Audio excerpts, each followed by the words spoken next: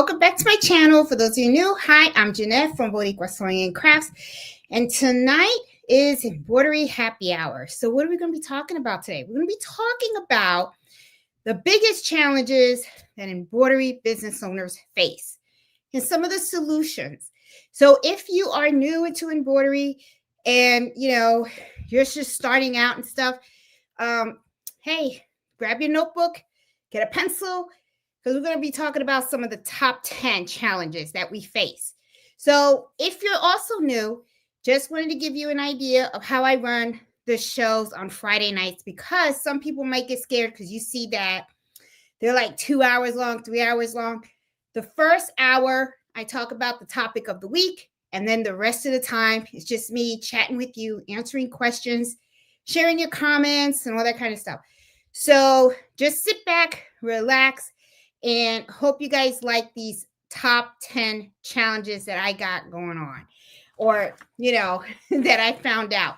So I have my little notes and stuff. So we're going to get right down to it, and we're going to talk about it. So I always like to respect people's time. So I'm just going to go ahead and I'm going to start with the 10 that I found. And let's just talk about it. Okay.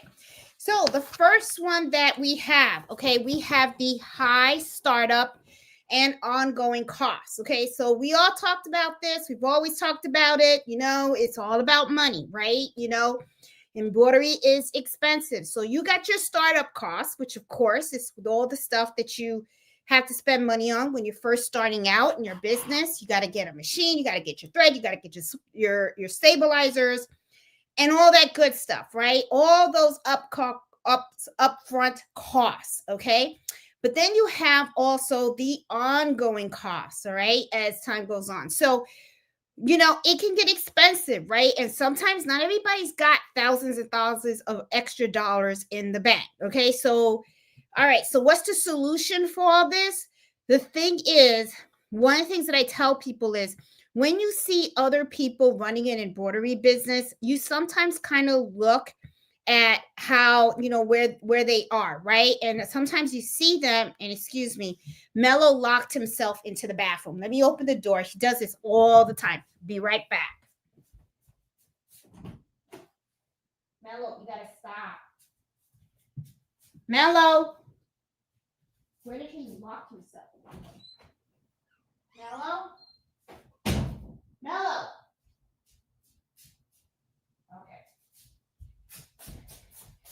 Sorry about that. Okay, so I can't find Mello. I know he's locked somewhere.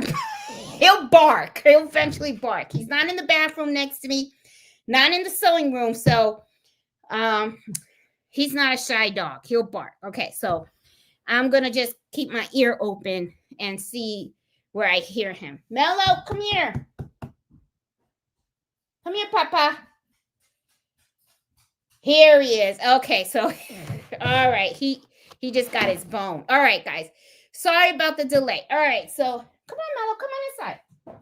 All right, here he is. Come on. Come on. Bring your bone. It's okay. You fit. He got a big bone today. All right, so high costs we're talking about. So it can get expensive, right? So a lot of times people say, so what should I do to start? I don't have all this extra money in the bank. Start small. When you see these people that have an embroidery business, hey, Papa, they are already, you want to say hi? Sit. Okay, there you go. They already have started small, right? And what you're seeing is what was their buildup, right? Everybody starts with one little small machine. A lot of us did. Very few are very fortunate and start with the big machines right off the bat, okay? So don't feel like, oh my God, they got all this equipment and stuff. I have to start right there where they are at. That's not true, okay? Because there's a whole process before you get there, right? You got to learn the craft really well. So don't rush it, all right? This is something that you want to do for yourself, So just because you see somebody with 25, 30 machines doesn't mean you have to have 25, 30 machines. I know lots of people that run successful businesses with just one machine. Okay. Sometimes not even the big boys. They just have a small little simple machine because that fits what they're doing. Okay. So my take on this is, and the advice that I give people is take it in chunks, little bitty chunks. Start learning the process. Get what you can afford. Don't go broke over it. Okay. As time goes on and you start making more money, then you will end up reinvesting in your business. And then before you know it, gradually you're going to end up getting better machines. You're going to end up getting bigger machines. Or you may end up finding out that maybe embroidery is not for you and you just want to go ahead and try something else like sublimation or Cricut machine or something like that. So, the cost is something that can be a real challenge from the very beginning, but it really doesn't have to be, because it has to be, how you look at it, right? So I would say start small, get what you can afford, and eventually you're going to get up there. So don't go crazy just because someone that you see has all these machines and then you just have like one. No big deal. All right. The other issue that a lot of not a lot of customers, a lot of embroiderers have, and it's not just folks that are running a business. These are little things, little challenges that even people that embroider for fun sometimes face. Okay. The second one is that sometimes people don't understand what embroidery is and what it entails. Okay. And this also falls in line with when you start to price your items. Sometimes, people don't know. Okay.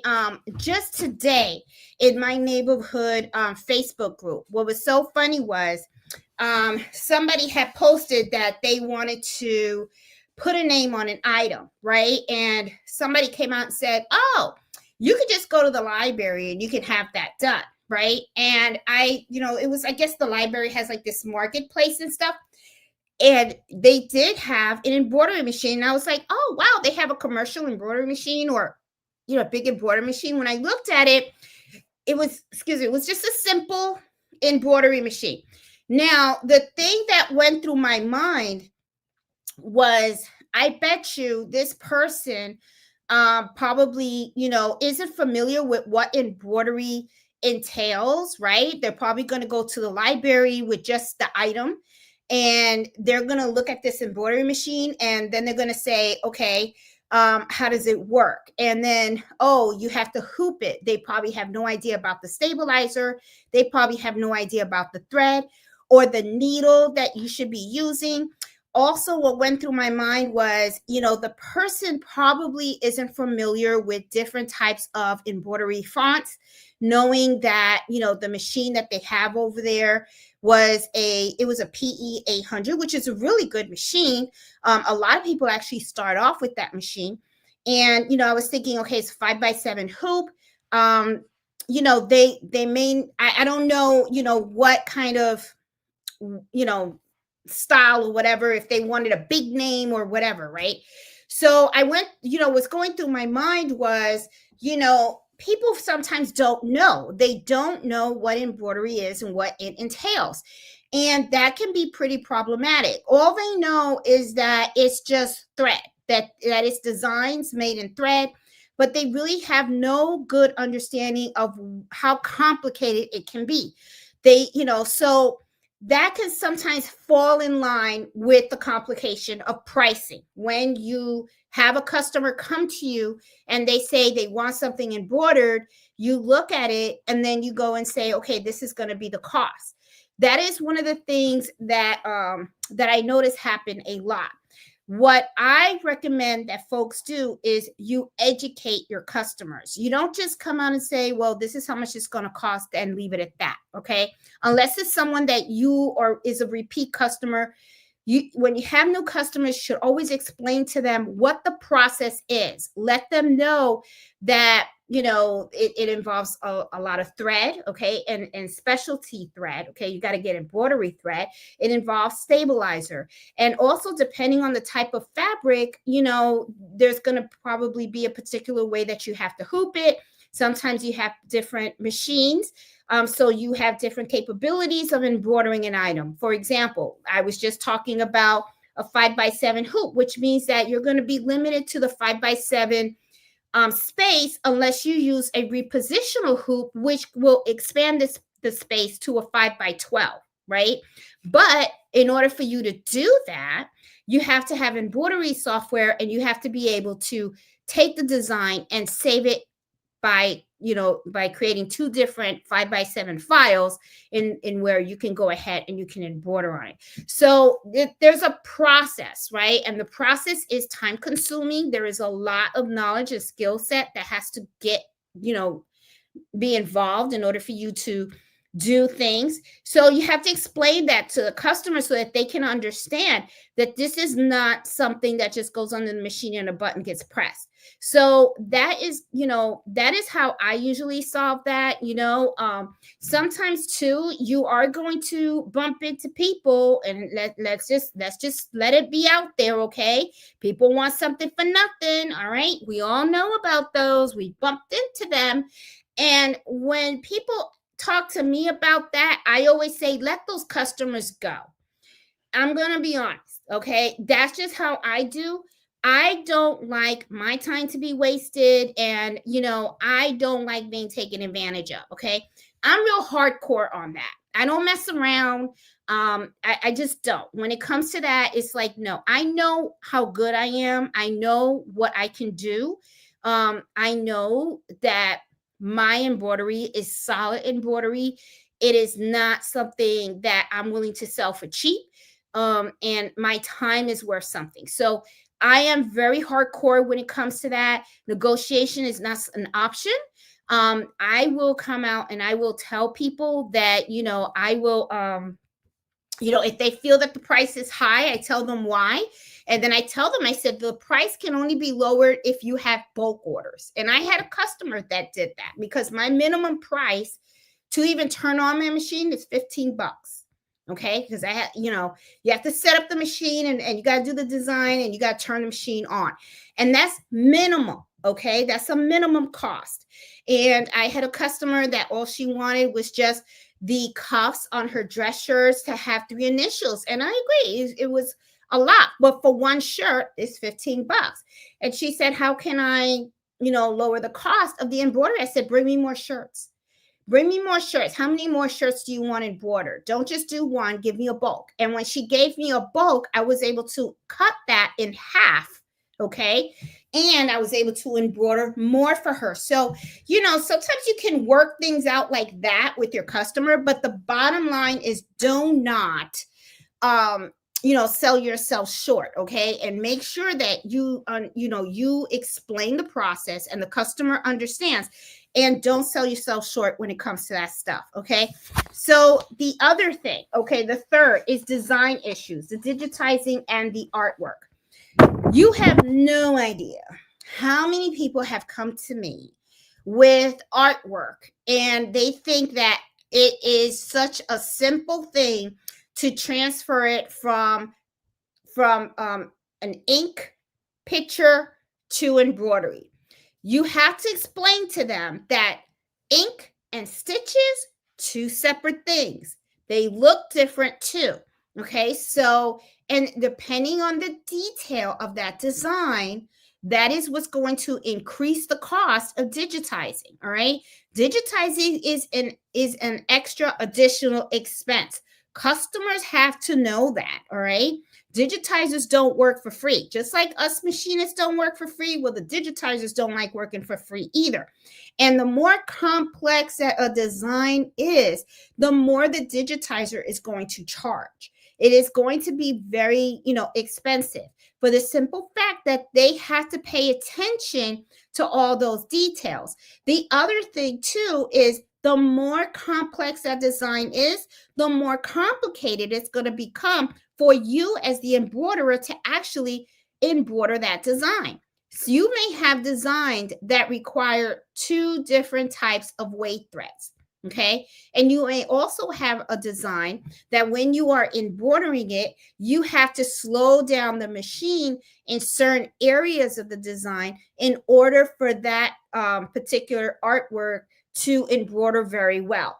So designs can be a challenge. You're going to get a lot of people that come up with their own stuff that have their logos and everything.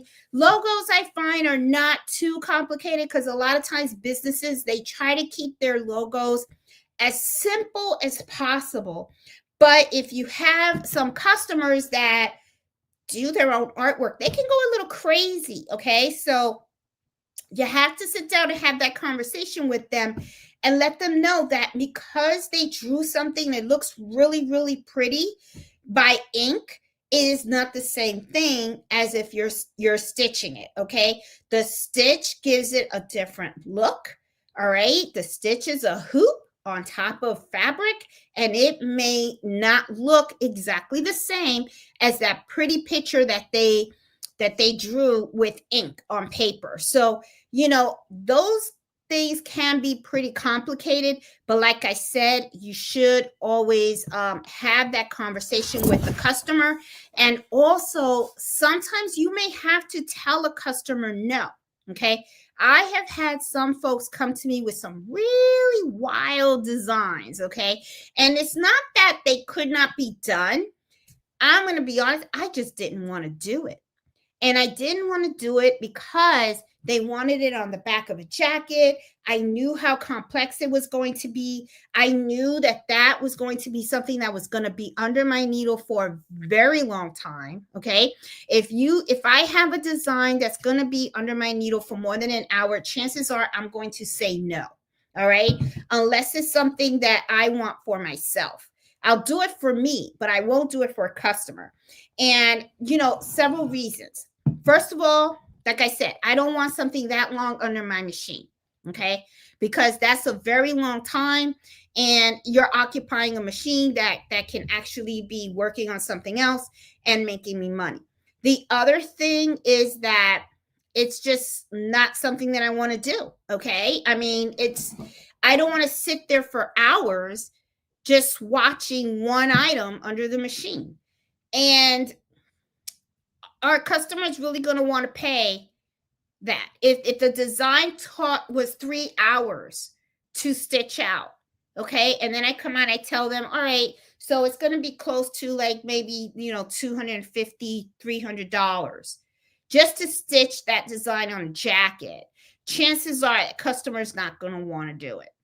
Now, there are other things that you can sometimes do, okay? But sometimes customers don't want to do this, and that is applique. Applique is very, very, very useful, especially when it comes to really huge designs.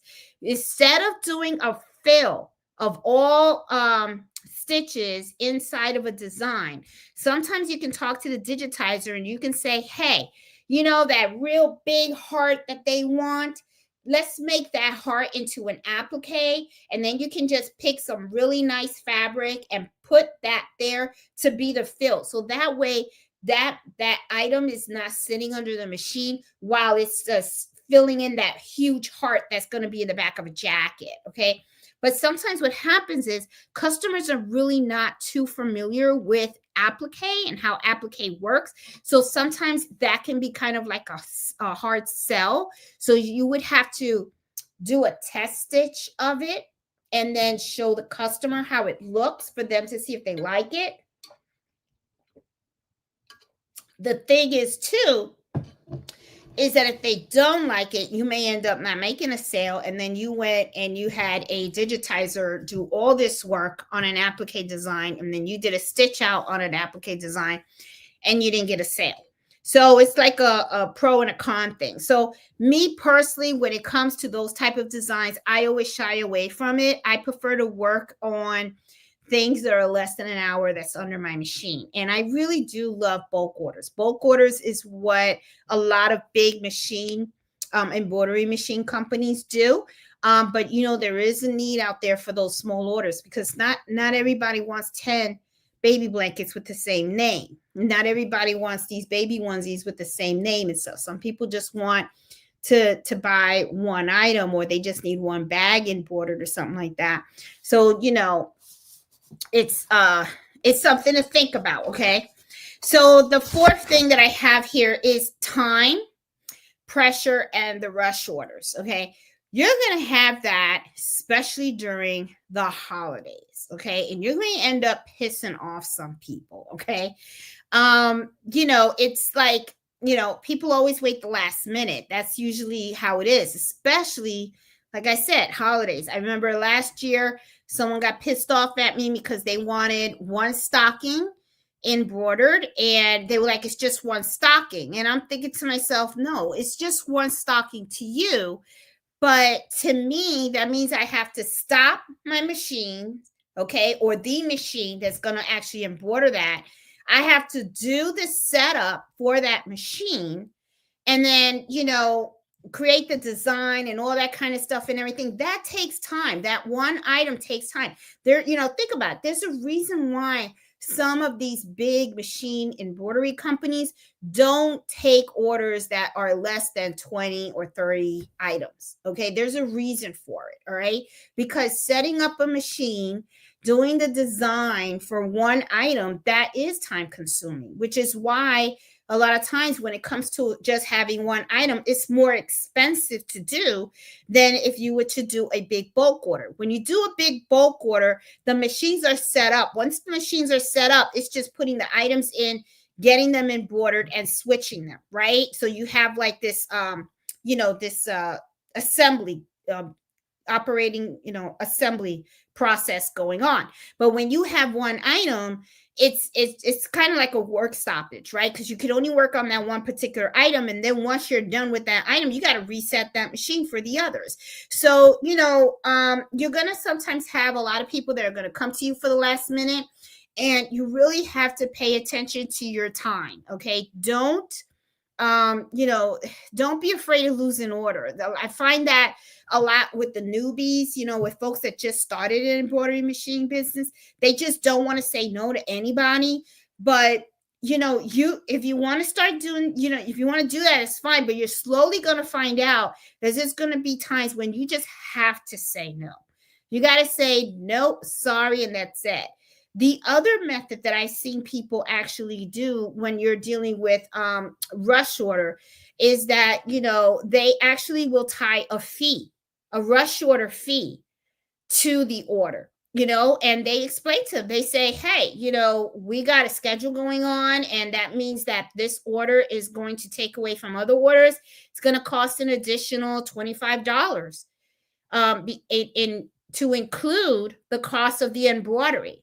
Some people do that, okay? And depending on the customer, if it's that important to them, they may come on and say, okay, that's fine. I'll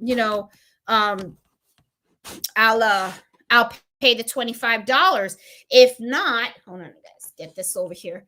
If not, they may come out and say, okay, it's not that much of a rush, right? And then they'll come out and then they'll say, all right, forget it. It's not that much of a rush. I don't really need it and stuff like that.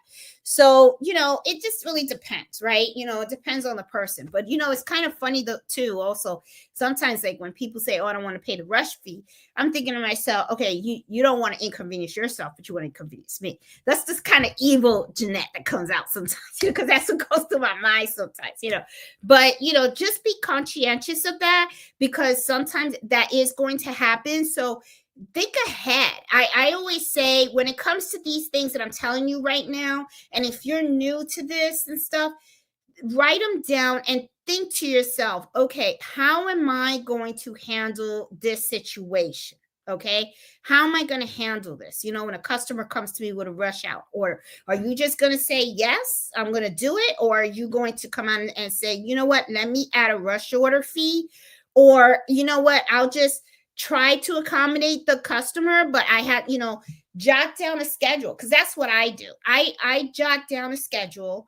I told you guys, like hairdressers, that's how I got the idea. Hairdressers, they make appointment books, right? And in the appointment books, they have their customers down, and they say, I have 2 hours dedicated to this customer. And then this is the next time that I can take my next my next customer to cut their hair, do blowout and all that kind of stuff. And then depending on the service that they have with that customer, that's what they block off that time. Well, I do the same thing. I have a schedule. On my iMac, my MacBook, actually, I have a calendar. And when my customers come in with their bulk orders, I have an idea of when the items are going to come in, when I'm going to work on them, when they should be done. Okay. I do a time estimate, and I have a calendar, and I know exactly when I'm going to work on whose order and when I'm going to have it done. If I get a rush order, someone will come to me, and then I say, I have to check my schedule and see if I can accommodate you. Then what I'll do is I'll look at my schedule, and I'll just tell them, this is the time frame that I have available. Can you make it earlier? No, I cannot, because I already have customers scheduled for that time. This is the earliest that I can go ahead and help you with your order and stuff. So that's how I handle that. Okay. And I let people know, I cannot, inconvenience another customer. I'm sorry, I just can't accommodate that. So just, you don't have to be nasty or anything, but you could be, sympathetic to the customer. Just let them know, hey, this is my schedule. This is the only time that I have available. I can work on it from this time to this time, and then just go from there. So that's usually how I kind of handle those situations. Okay. Now, the other thing that I have, because I'm going down to number 5. So let me tell you what the 4 were. Okay. We got high startup and ongoing the cost. That's number 1. Then we got customers that don't understand the craft. That was number 2. Okay. Then we had the design issues. Okay. The complication, the artwork, customers not understanding about it. Okay. That was number 3. Now we just finished talking about number 4, which is the time pressure and the rush orders. Okay. You got to make sure that you have your schedule and stuff like that, and know how you are going to, deal with the situations. Now, Cindy, I saw real quick that you said, do you supply the item to be embroidered? When it comes to my local embroidery business, no.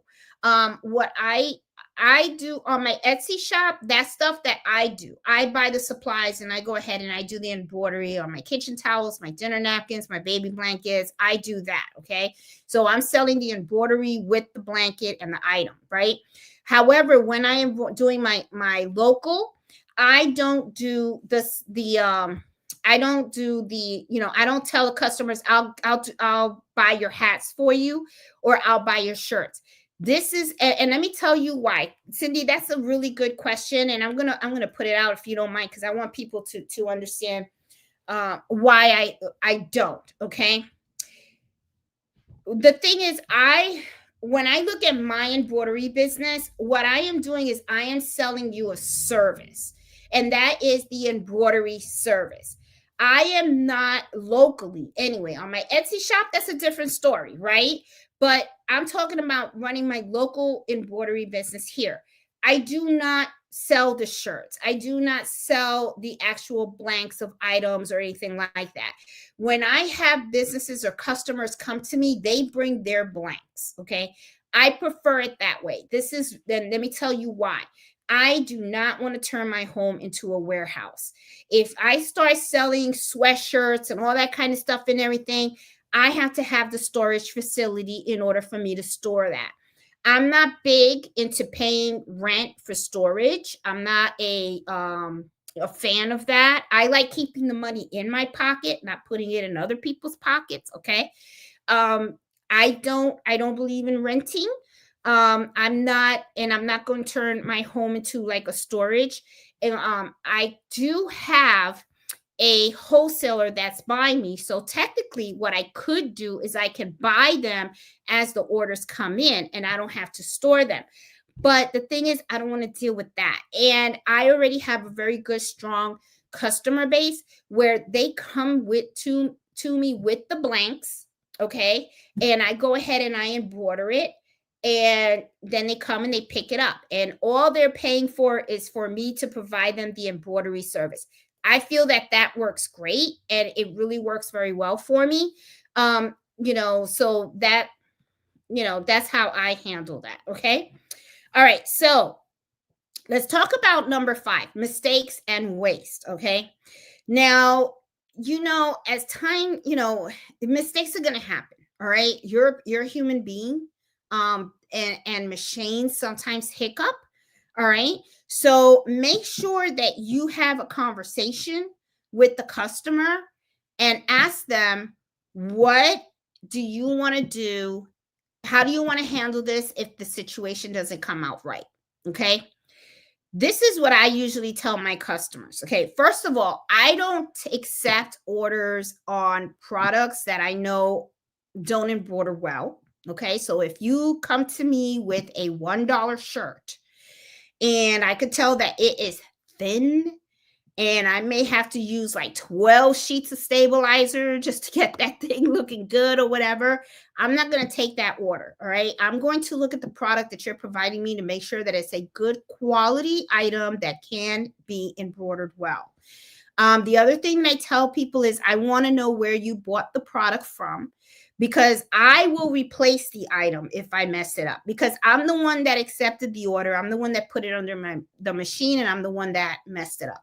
So if I mess up the item, I will replace it. Okay. If I don't accept the item, that means that it's not something that I feel will be embroidered well, and I don't accept the order. Okay. But if you don't want to replace items or stuff like that, make sure, or you want the customer to take the risk on themselves, make sure that you have a written agreement between you and them to say that they, where they sign saying that they are alleviating you of all risks, or even don't want you to replace the item or anything if there's a mess up. So just something to think about. So ask yourself, when mistakes happen, how do you want to handle it and stuff, um so you just got to make sure that you have that conversation with your customer, so that way if something, God forbid, does happen, you guys know how you're planning on moving forward, because you've already had that discussion and stuff like that. Okay. The other thing that I do though is, there's a lot of different mistakes that can happen, right? Your machine can just go crazy on you, and that's not the customer's fault. It's not your fault either. But the thing is, you were the one embroidering and operating the machine. So I personally feel that, I would replace the item. That's what I would do. Okay. The other mistakes that usually sometimes happen is misspellings of names and stuff like that.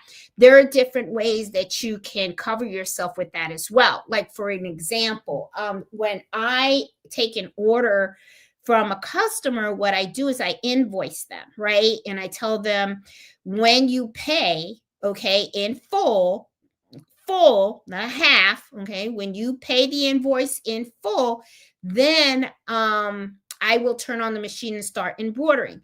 The invoice that I send them is very, very detailed. Okay. And I also send them a picture of a sample stitch out, so that they can see how their logo is going to look on their shirt.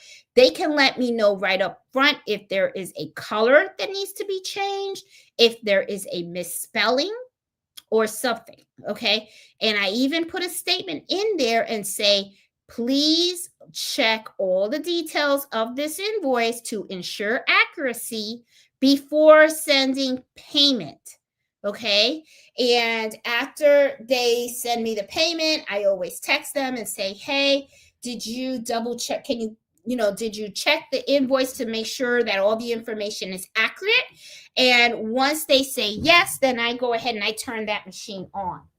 And the reason why I do that, is because I want to make sure that I'm meeting their expectations, right? And I actually love doing the sample stitch outs, because it's something that they can see that's solid. They know what it's going to look like. And I get to keep that in my files, like each of my sample stitch outs, I keep them in a file. That way, when they come back, because a lot of my customers, what they do is when they use me the first time and I do the sample stitch out, I already have their logo and all that kind of stuff. So when they come and they bring me more shirts to embroider and all that kind of stuff, very easy for me to do it. And I just go, okay, now fine. I just go find their file, and I already know what colors to use and all that kind of stuff. It just makes it easier and everything like that.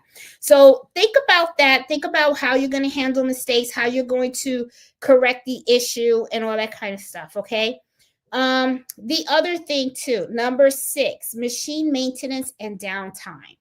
Now, this is a big problem for folks that only have one embroidery machine.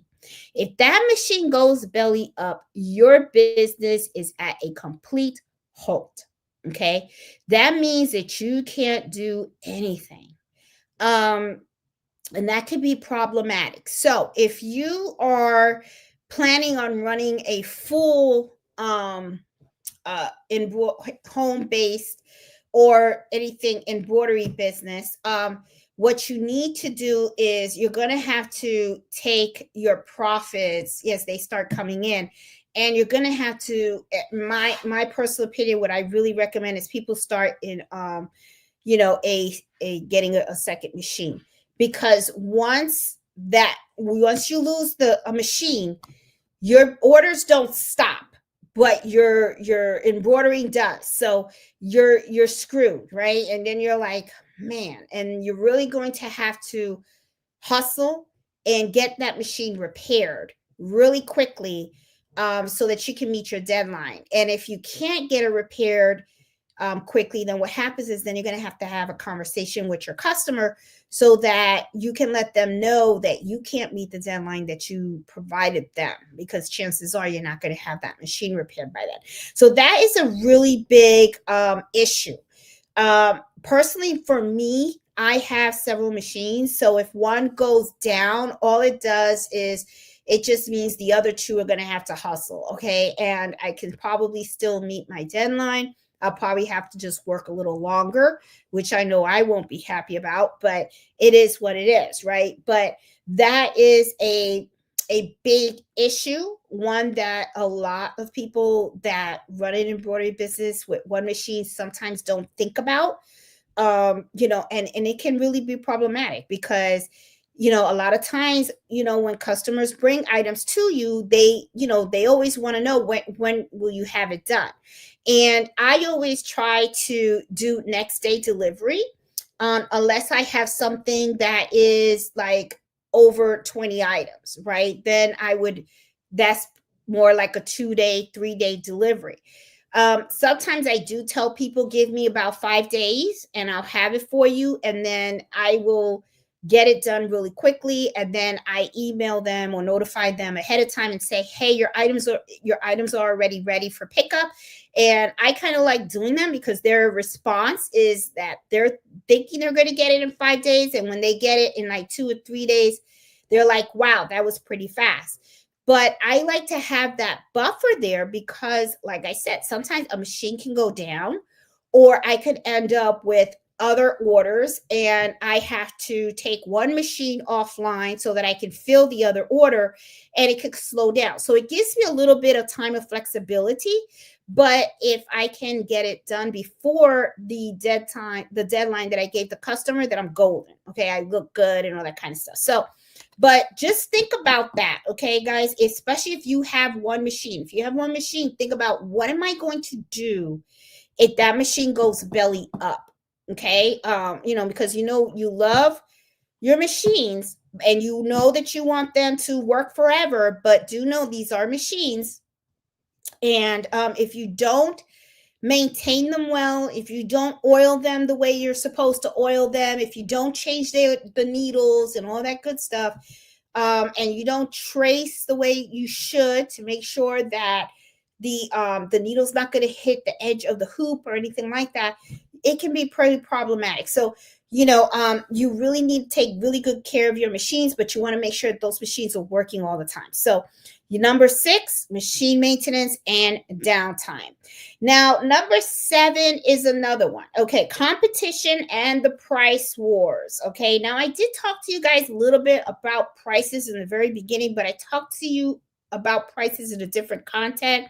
The content was mostly on, where customers kind of like don't understand why you price things a certain way. All right. But when we're talking about competition and price wars in item number 7, what I'm mostly talking to you about is you are probably into embroidery and you probably running an embroidery business and you have seen other embroidery businesses work and run. And you are also probably watching what they're doing, what kind of items or products are they offering. And if you even have an Etsy shop, you may be looking at some of the stuff and looking at the prices and what they are selling their items for.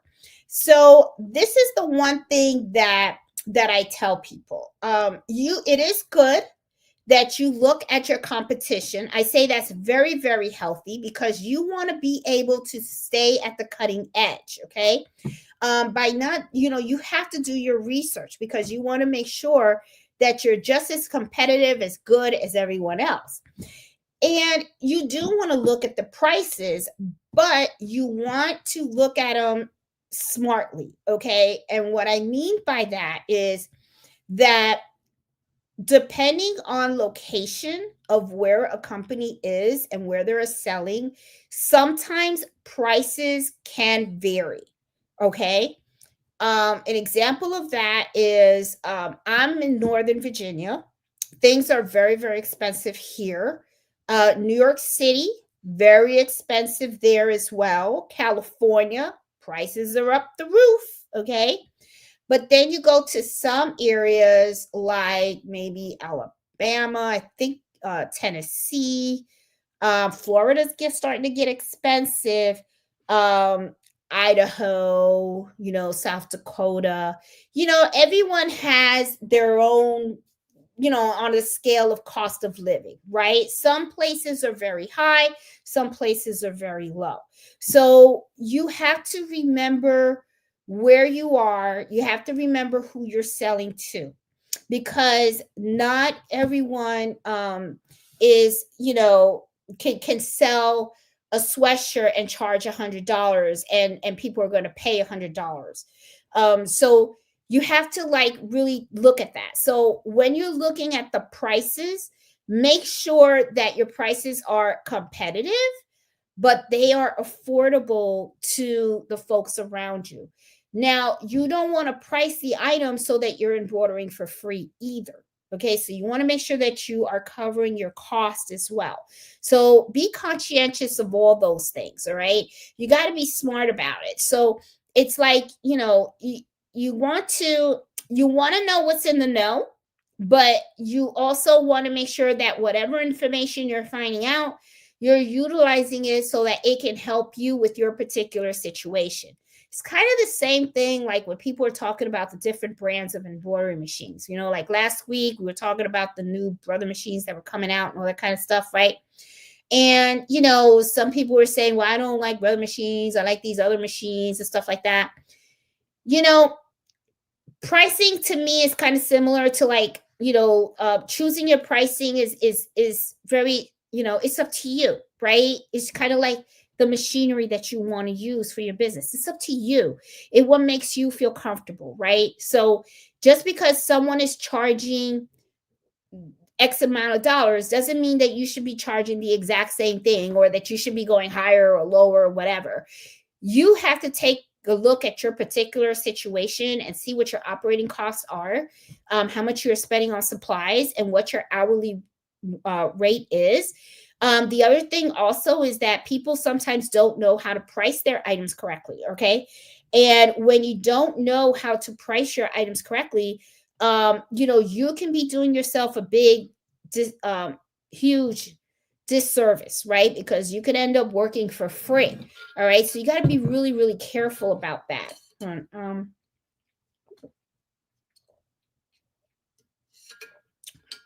My throat is so dry. Okay, sorry about that. All right, so yeah, so you gotta be careful about that. It's all about making sure. I say self-care. It's your business, and you want to do it so that you're making money, and you want to do it so that you have to make sure you're okay, right? You're covering all your expenses, but you're also putting a little extra in your pocket, okay? You don't want to rob people, you know what I'm saying? I mean, I know I don't. That's why I tell people I think the price is fair, okay? Because I take into consideration the customer's viewpoint, but also my point as well. So, you got to think about your competition. One of the things too I just saw over there. Ooh, okay. It says sometimes your competition charges rock bottom, but they'll probably go out of business soon. Either their quality is bad or unsustainable work ethic. Absolutely, Bob. Yep. That's why I say you got to be careful. I have seen, and I totally agree with Bob. A lot of times what happens is you have people from the very, they just started and they don't know how to price it. So they will price it so freaking low that honestly, sometimes I have seen stuff it's priced so low. And then I go, wow, they are like, there's no way they're going to sustain that or they're not going to be able to make the money. And I'm going to tell you something customers are not that dumb as you may think. Okay, customers are not dumb. If they see that, that you are going to offer embroidery dirt cheap, you best believe they're going to take advantage of you. Okay. So, my thing is just got to find that balance, and you got to, just, you got to do your homework. You really, really do. Okay. The other thing that a lot of people struggle with, we're on number 8 right now. Okay. And I know I'm running a little bit out of time because, got to do that hour. Okay. Managing your inventory and your supplies. That can be sometimes kind of tricky because sometimes you could have a moment in time where you have so many friggin' orders that it's like, I don't even have time to sit down. I can't even go to the bathroom because I gotta embroider. I got so many orders, right? And then there are other times where I just hear crickets, right? So, managing your inventory and supplies can be kind of tricky. All right. And I always, people always I feel like they overbuy. And one of the things that I always ask people is, have you ever considered what a wonderful feeling it would be to be able to say, wow, I was sold out? Think about that for a moment. Okay. Think about it. Sold out. Those words. How would you feel if you would come out and say, I sold out? I sold out. You know what that means to me? That means that all the money that you've invested in those supplies and those blanks are completely gone. You had made money, okay?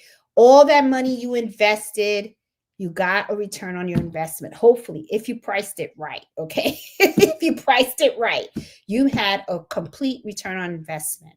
That means that you don't have not one blank sitting in your home. That is a really, really good feeling. What is a bad feeling is when you go out and you buy all this stuff and you only sold 2, and then you're looking at the corner and you see 100 sweatshirts still sitting in your house, not moving. You know what that is? That's money that you lost. Okay. That's inventory that's not going anywhere. That you lost that money. Okay. So be careful when it comes to that. It can be kind of tricky. All right. So, one of the things that I really recommend is make sure that you have a good idea of what you have in stock. Keep a list of your inventory. Okay. Know what your best selling items are. All right. If you have, let's say you do clothing, right? And you have sweatshirts and you buy these sweatshirts and you see there's a particular color that doesn't sell. Let's say you bought a dark gray color sweatshirt. They're not moving. The people are buying them, but they're buying the white sweatshirt. They're buying the pink sweatshirt. They're buying the baby blue But nobody likes the dark gray. Nobody likes that one. It's just sitting there collecting dust. Well, you know what that means? That means that when you go to replenish your stock, you need to replenish the hot selling colors of that item. Okay. That's what you need to do. All right. So just be conscientious of your inventory. Make sure you're tracking what's selling, what's not selling, and all that kind of stuff, because that's really important. As for your supplies, I had a horror story about one Christmas where I ran out of bobbins. I learned the hard way to keep track of my supplies for embroidery. Okay. You don't want to run out of stabilizer, and you definitely don't want to run out of bobbins, because if you run out of bobbins, you're like screwed. Okay, you really are messed up. So yeah, so you want to make sure that you manage that very, very well. Okay. The other thing too is number 9, which is balancing the custom orders with profitability. Okay. Custom orders are very difficult to do, which is why a lot of people that have embroidery businesses, sometimes they kind of shy away from it. I noticed that the new folks that are running embroidery business, they don't like doing that, because it is custom work, and custom work means what? More time, more details, more conversations you have to have with the customer, and all that kind of stuff. But I am going to tell you from my personal experience, okay, custom order embroidery is really where the money is. Okay. Not, it's really great when you're selling embroidery, and you're selling products that you like making. And I think that's cool. Okay. But sometimes not everybody likes what you like. Okay. And sometimes what it is when you run an embroidery business like that, you're kind of chasing what's hot at the moment. So what's hot today may not be hot tomorrow. Then something else is going to come, and then you're always chasing the hot new thing, right? That can get kind of exhausting. What I kind of like is when the customers come to me with their custom orders, because there is like really very little research that I have to really do, because they know what they want. And that's why I kind of really prefer, I mean, my favorite customers honestly are other small business owners, because they already have their business logo, and all they need is their logo to be embroidered on polo shirts, sweatshirts, tote bags, hats, whatever, right? It's a logo. So they come to me with the stuff, and then all I have to do is work with a digitizer to make sure that I get their embroidery nice and tight. I have the right colors. It looks awesome. I give them the test stitch. Once that is all completed and done, I'm good. I'm good. It's easy pleasy for me from that moment on, because what happens then is I've already done the sit down with the customer. I've already done all the sit downs with the digitizers. I've already done all the test stitches that I needed to do. Now it's just, where are the blanks? Let me stick them on the machine and just keep embroidering. Okay. But, pricing, custom embroidery, custom pricing. Okay. It's not going to be the same for all, because every order is different. Okay. I have some orders that only requires one color thread. Then I have some that have 8 colors. Some have 4, some have 6, 5, and sometimes some threads are different. Okay. I have logos that I have to slow down the machine sometimes. I have some that are simple that I can run this machine at the same speed. There's different. So, it's just really, you have to know how to work with custom orders. Okay. And I'm going to be honest with you, you got to be really good at what you do in order for you to be able to do custom orders. Means you really have to understand embroidery, how it works. You got to learn how to really work with custom designs. You got to have really good digitizers that you trust and can work with. That is something that is really, really important. So it's something that, a lot of people, especially that are new in the embroidery business, I know they don't go into this area too much, because it can get complicated. It truly, truly can. So, it's just something that, but you got to think about it, if this is something that you want to do. Okay. And number 10, the burnout and the work-life balance. Boy, you guys that have watched me for some time know that I have struggled with this, especially when I was working full time. Okay, because I am recently retired. So when I was working full time, I ain't gonna lie, it was rough. And I was at another Facebook group and someone asked the question, how the heck is there anyone out there that was working full time? How did they run their embroidery business while they were still working full time? Because they said they were just like at their wits' end, right? And my response to that was routine is so important, a routine and a schedule. And you have to be strict with it, okay? Because you cannot allow something to intervene with your schedule and your routine. The moment you do that, you're going to really struggle.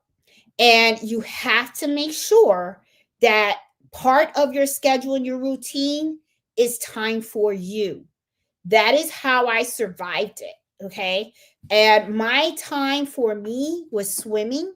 So I would make it a point that I would go to the gym and I would put on my swimsuit. I would jump into that lap pool and I would do a couple of laps, and then I would go to the steam room and then take a shower and then come home and then start embroidering.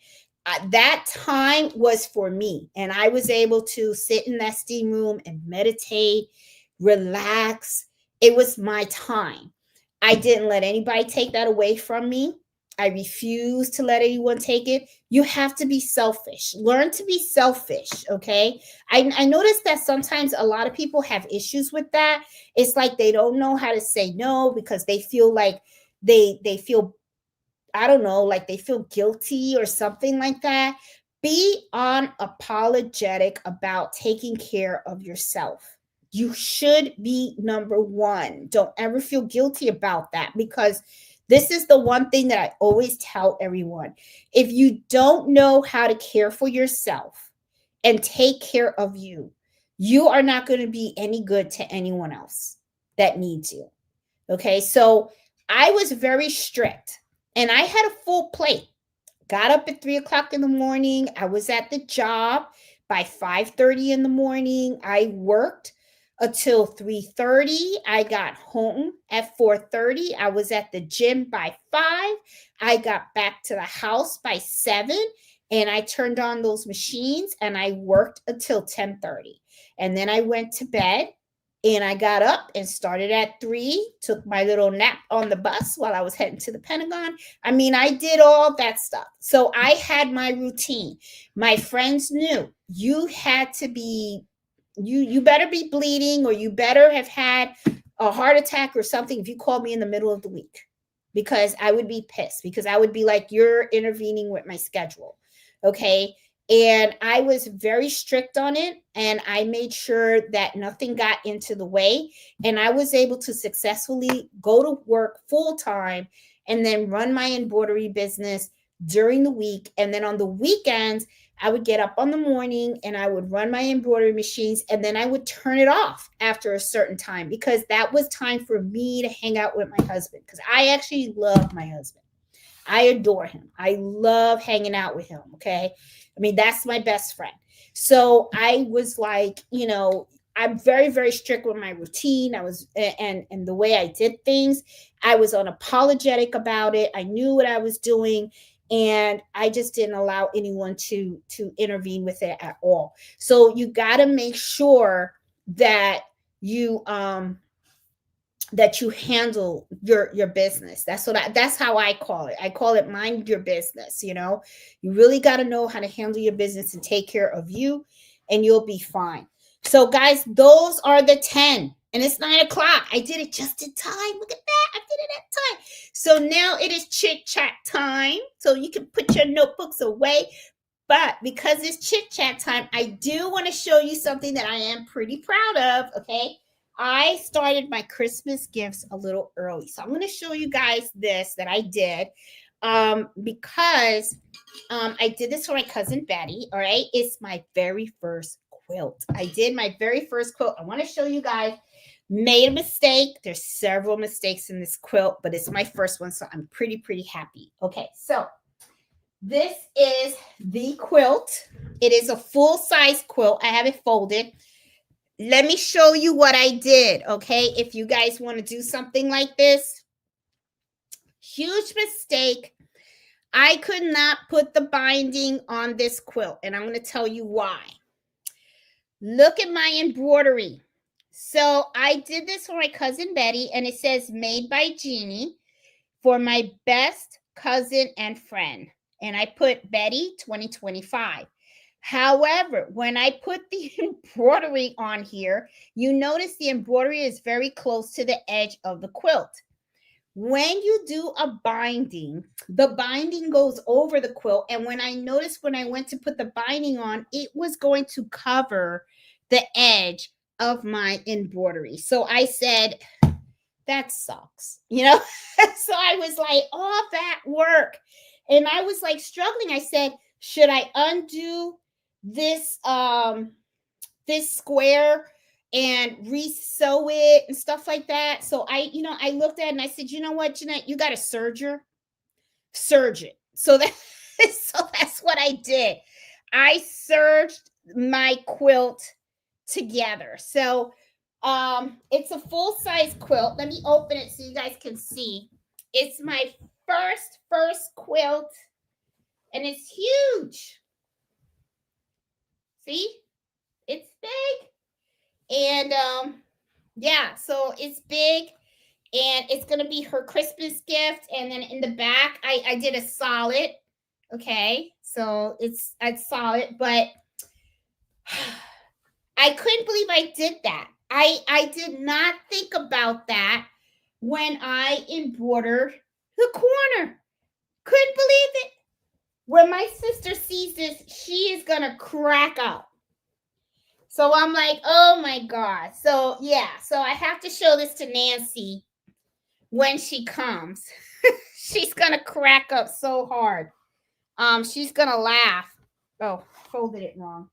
She's really gonna laugh because I was like, I can't believe I did that. When I went to embroider it, okay, which what happened was I wanted to embroider it so that the embroidery you don't see the embroidery in the back of the quilt, right? So like I did that, ladies. So when I did this, it fit in the square, but I totally forgot that I needed an inch off the edge because of the binding. So I said, oh, there went that. So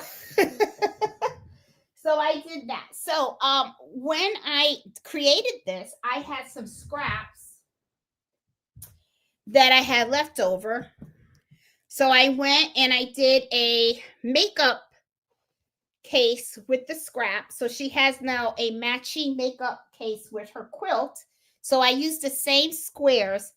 I should have did this a little differently because if you open this, on the edges here, you kind of see the raw edges, right? So I should have did it where I had to turn it inside out and just sew the lining, but I didn't. I did it a different way. I did it all one piece, and because I quilted the whole thing. So I was like, oh, shouldn't have did that, but that's okay. It's all right. I mean, I'm happy with it. Came out all right. It's okay. And I just, I've been having fun quilting. So I quilted this bag. As you can see, I did it all diagonally on here on the sides, and it came out kind of cute. So you can see my quilting is a little off.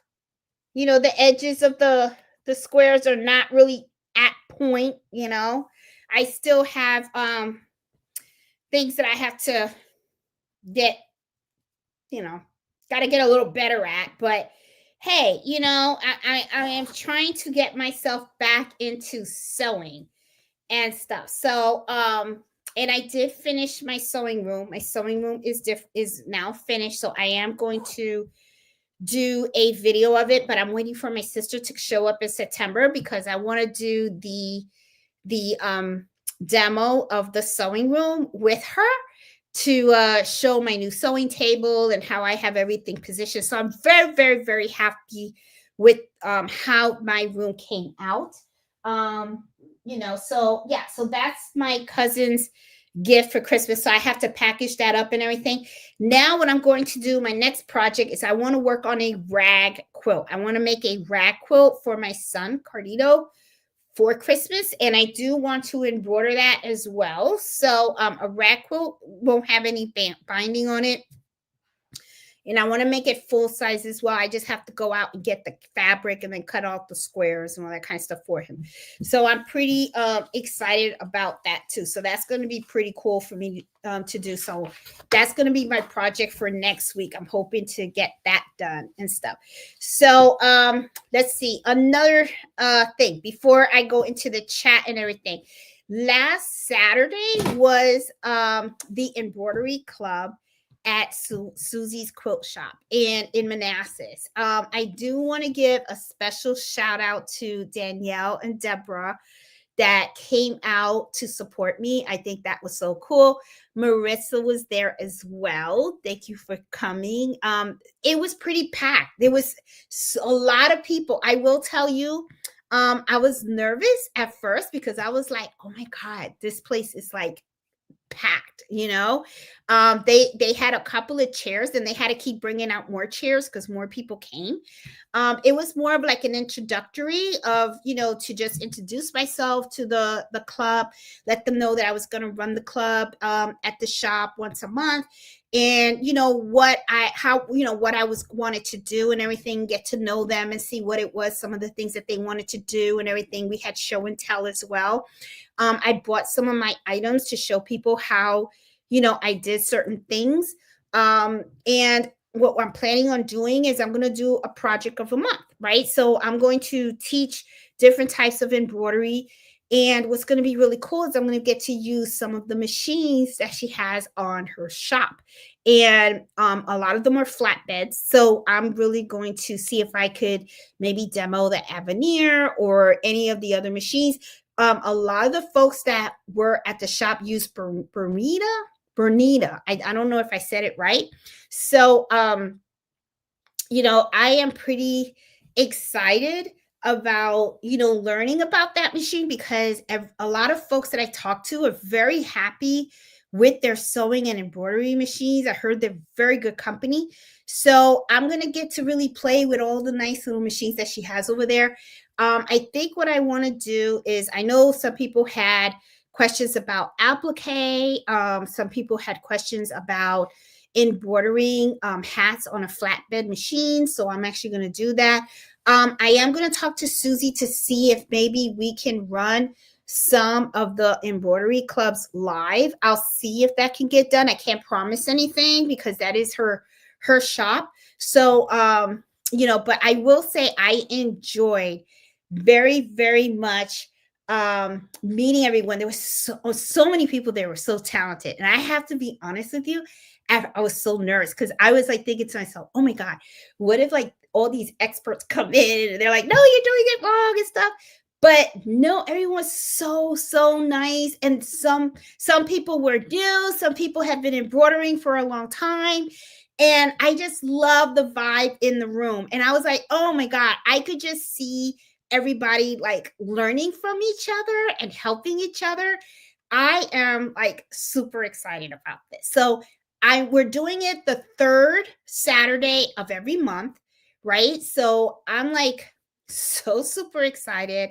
I don't know what I'm going to do next month. I'm thinking about either the hat or applique, and doing like a super simple applique design. And then I was also thinking if I could maybe the next month do how we embroider hats on a flatbed.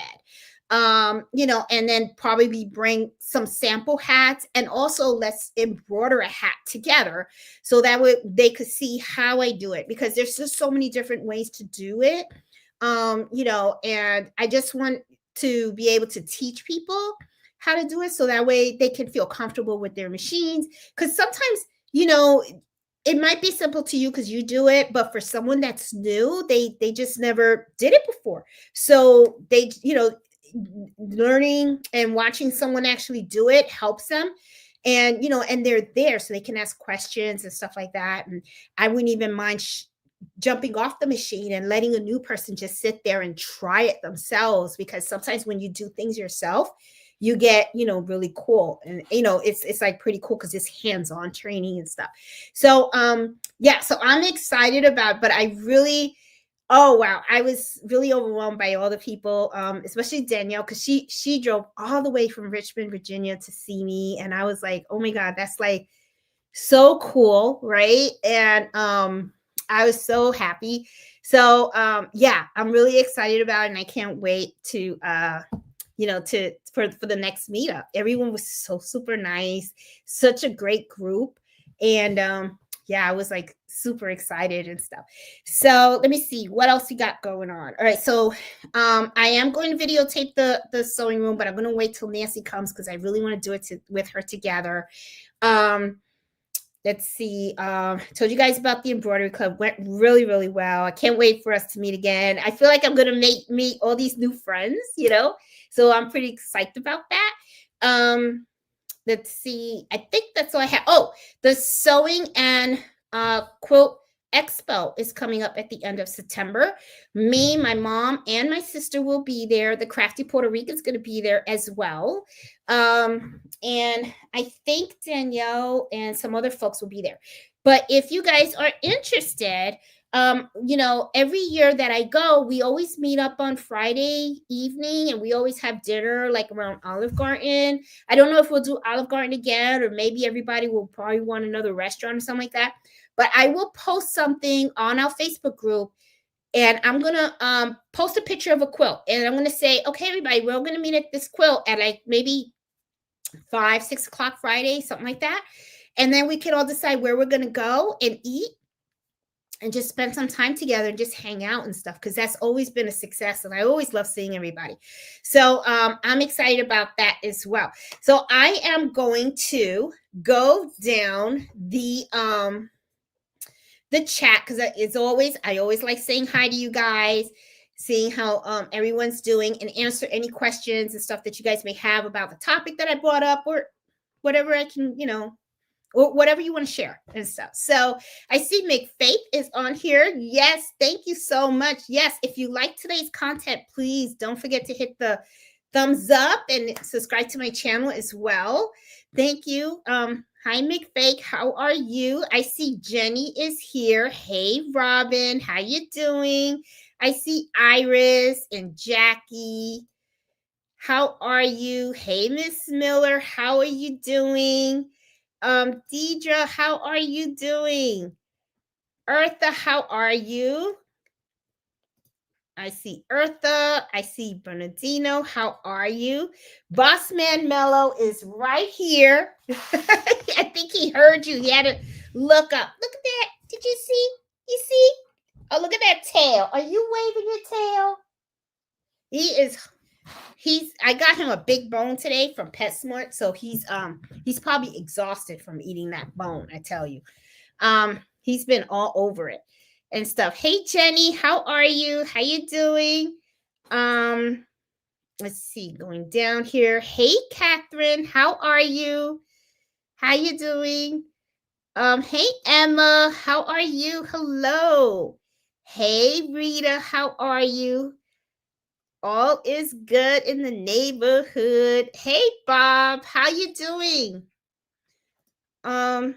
Feeling challenged right now because I have $2,000 worth of thread in my cart. Oh my goodness. Oh, you're gonna use it. You will use it. Hey Rita, for once I was on time and chat wouldn't let me in. Had to find closeout, go back, and now it works. Hey, baby giant. How are you doing? How are you? Hey, Cindy. Never plan on running a business. I find this very interesting. But some of these topics that I talk about, even though it applies to running a business, sometimes it can actually apply to just when you're dealing with friends or something. You know what I'm saying? And Cindy, don't be surprised, because sometimes I have actually talked to people that they have done embroidery just because they want to have fun with it, right? Because they like it, or they just wanted to do things to decorate their homes, or just decorate their clothing and stuff like that, and do gifts for people. But I'm telling you, it sneaks up. It really does. Because then what ends up happening is a neighbor or somebody will be walking around with something that you made, and they'll go, "Oh my God, where did you get that?" And then next thing you know, it's like, "Oh, someone asked me if you would be able to embroider their dinner napkins for them." Or, "Hey, they have this like Easter bunny and they want to put the name of their child on the ear. Or would you be able to embroider a backpack or something like that?" It kind of creeps up. I'm telling you, it creeps up. And at first you may come out and say, "Oh, just tell them to bring it. I'll do it for free. Whatever. It doesn't matter. I'll just do it." But before you know it, you're going to have so many people that will ask you, Cindy, that you're going to be like, "Wait a minute." You're going to be like, "Wait a minute. Uh, thread ain't cheap, stabilizer ain't cheap. I'm pulling electricity every time I turn on that machine."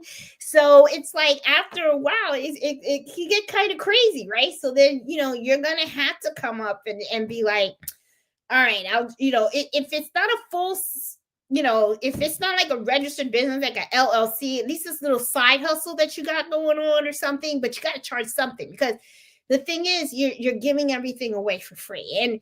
And it's not that you don't want to be like a bad person or anything like that, but at the same time, it's unfair to you, because even though you're enjoying doing it and stuff like that, but the thing is, it's costing you money. So sometimes people don't really understand that sometimes, so it can get kind of sticky, you know.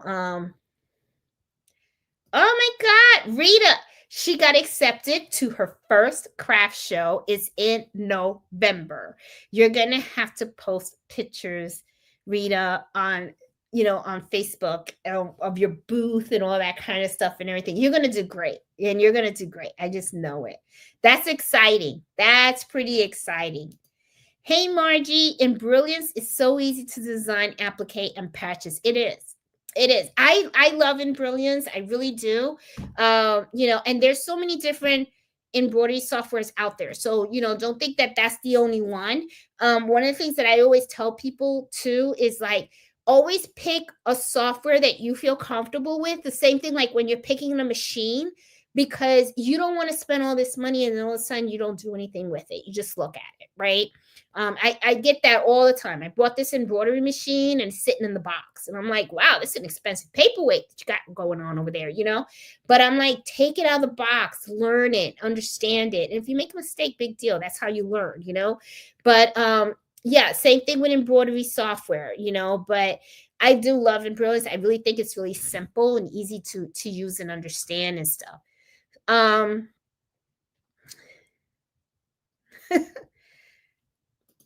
Thanks, Burrito. Feel really excited. I have a lot of sewing and embroidering to do before then. Yes, you got to stock up. You have got to stock up. Um, Miss Jeanette's full of knowledge in this field. Yep. Been there, done that.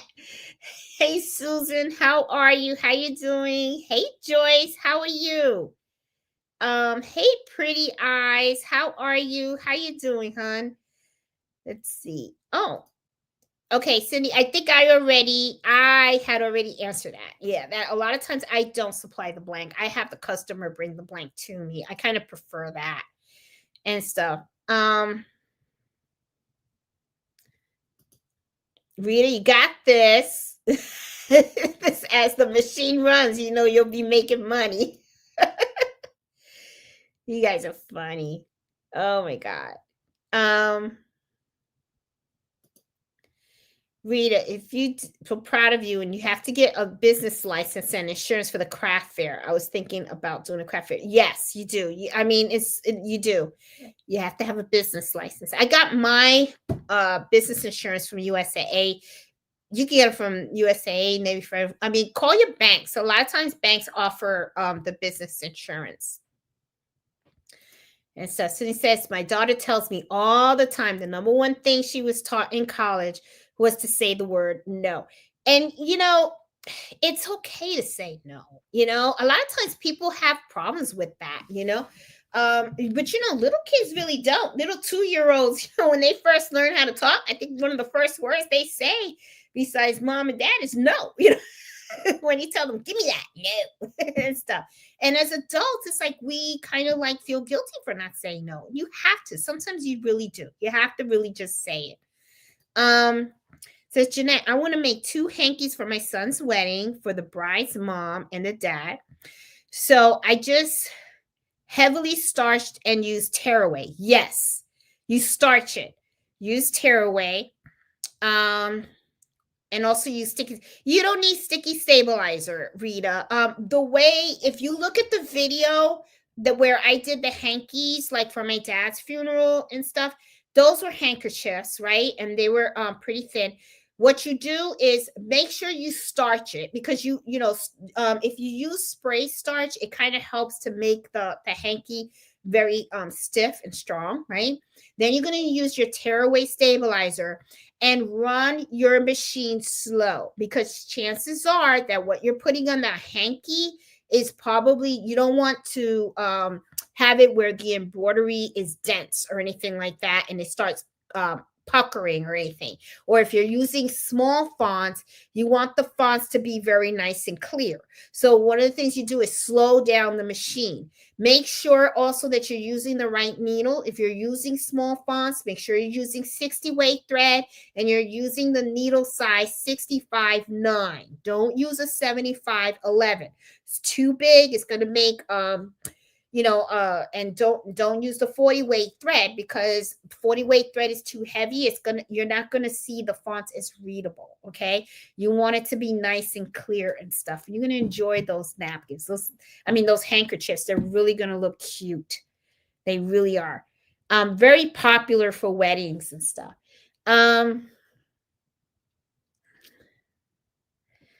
Susan says, misspelling, my worst nightmare. Misspelling, always ask the customer to double check the spelling. I always do that. When I send the invoice out, I always say, okay, you want the name this? And I always tell them, please read the details in the invoice to make sure there are no errors in the names or anything like that. So always make sure you throw that to the customer.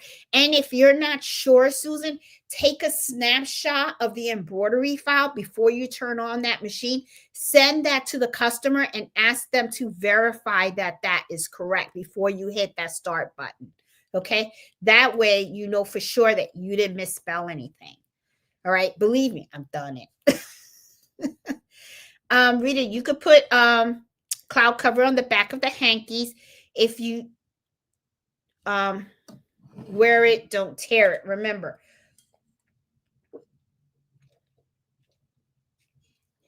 I don't do that.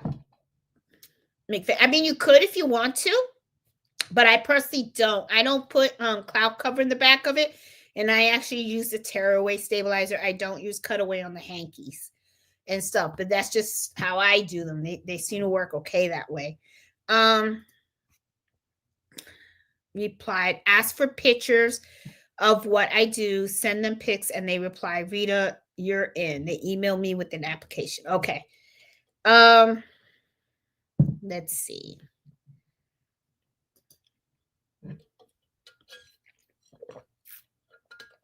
I think we addressed that. Bob. Let's see. Everybody's excited for Rita.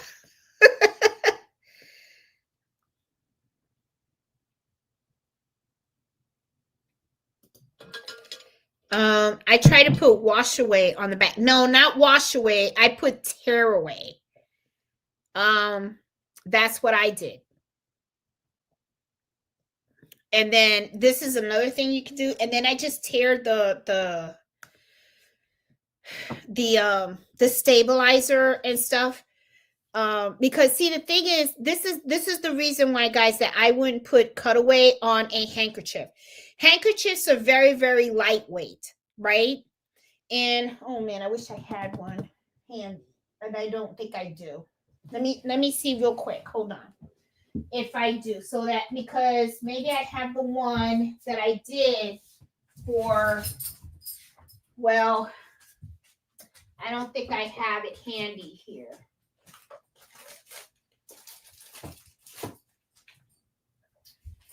No, I don't. This is not it. Okay. Yeah, I don't have a sample. Oh man. I think my mom took all of mine. That lady. Okay, so let's make believe this is a handkerchief, but this is actually really like a cocktail napkin, okay? Handkerchiefs, the material of handkerchiefs are much thinner and they're much lighter, right? Um because they usually put them in their little pockets and all that kind of stuff. But handkerchief materials, they don't stretch, okay? All right. If you were to take your handkerchief material and you pull on it from one side, you go like this and you pull like this, you're going to notice that it's not like this shirt, right? This shirt, you take this, you pull on it, you see how there's a stretch, okay? Probably not in all directions, but in one direction, you'll see like a stretch. A handkerchief doesn't stretch, okay? It's very, very thin. And if you do cutaway, what'll happen is you will see the cutaway. Well, this is kind of thick, but you will see the cutaway material behind the handkerchief. It's not going to give it a clean look.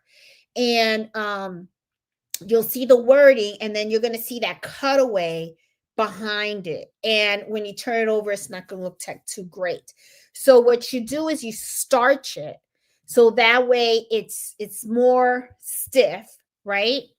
You put it on top of tearaway, okay? And what you could do is use 505 adhesive if you want, to make sure that it's laid good on the tearaway. And you hoop it. And then what you want to do is, when you embroider on it, you want to use, depending on the design, okay? If it is very small fonts, you want it to be 60 weight, 65/9 needle. And then what you do is you run your machine slow. Now, the reason why you want to run the machine slow is so that the fabric is relaxed on the hoop, okay? When you are embroidering and you're embroidering real quick, right? The needle is poking at that fabric, okay? You don't want any shifting going on or anything like that. You're not going to get it if you run it nice and slow, because the fabric will be relaxed, the needle will be going in and out, and your stuff is going to come out nice and clean and clear.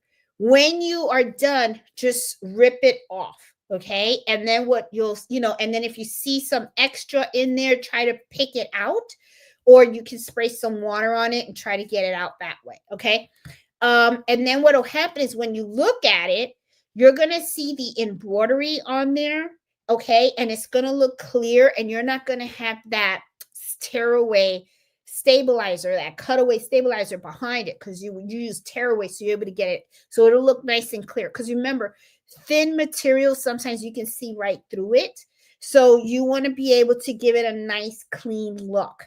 The other thing that I tell you guys about the handkerchiefs is, make sure whoever you gift it to, they know how to care for it, okay?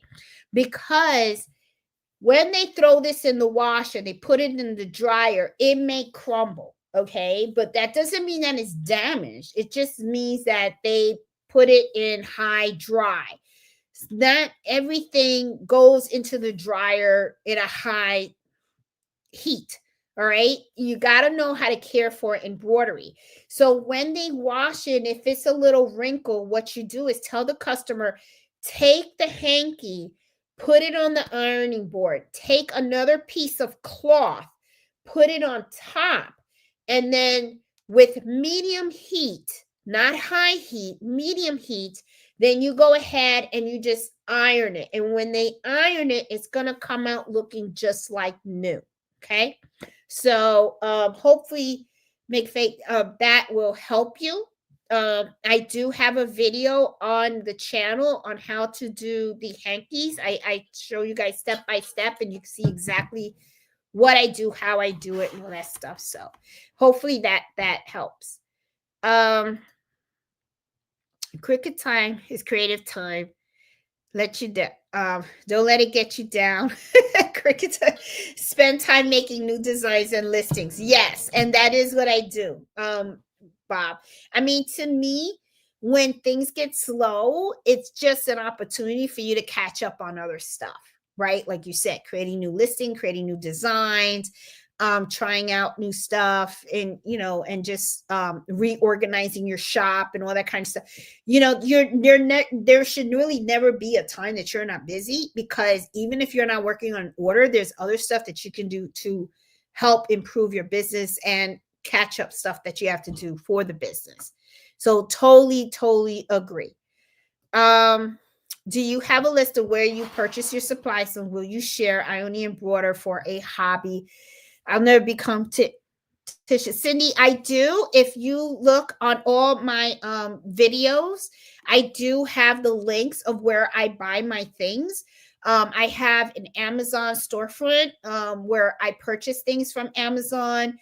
Whenever you see any of the videos, a lot of times I will put the links of where I purchased those items that I used in that video as well. If you see that I don't have the link there, just reach out, put a comment on the video, and I can update the video description to add that link as well. But I usually, and I will tell you this, Cindy, I'm not brand name specific. I believe in just getting the most value for your buck and making sure that what I get actually works. Okay. So I consider myself kind of like in the medium. I don't actually go for like the top dollar items, because, especially today, that's one of the things that I was telling my husband, Fred, was, man, I went to grocery store and all I bought was like 10 items, and it was so expensive. And I was like, everything's going up. What's going on?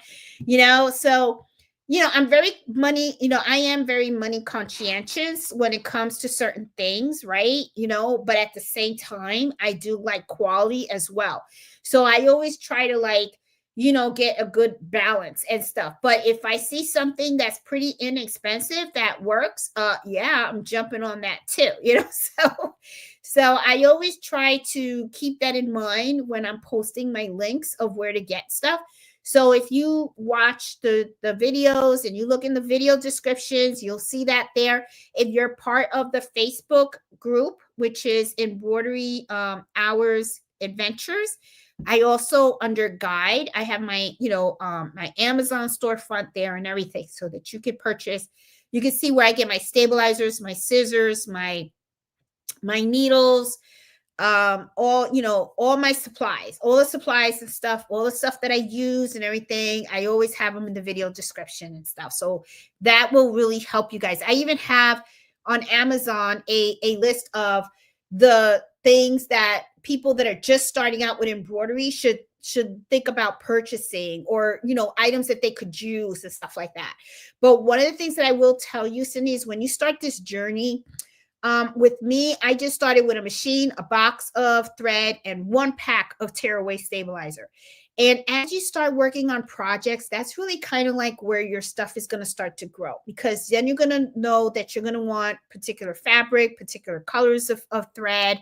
You're going to want to start, if you start embroidering clothes, that's when you're going to start getting into cutaway stabilizer and all that kind of stuff. So your items actually start to grow as you start to explore in this path and all that kind of stuff. So yeah, so but just most important though, Cindy, just have fun with it. Just really have a good time with it.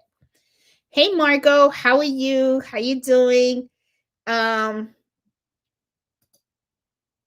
question, how would you price wedding embroidery items by the bulk? I do price them by the bulk. McFate, what I usually, there's a lot of factors that go into it. First of all, the value, right? Like how many do they need? Okay.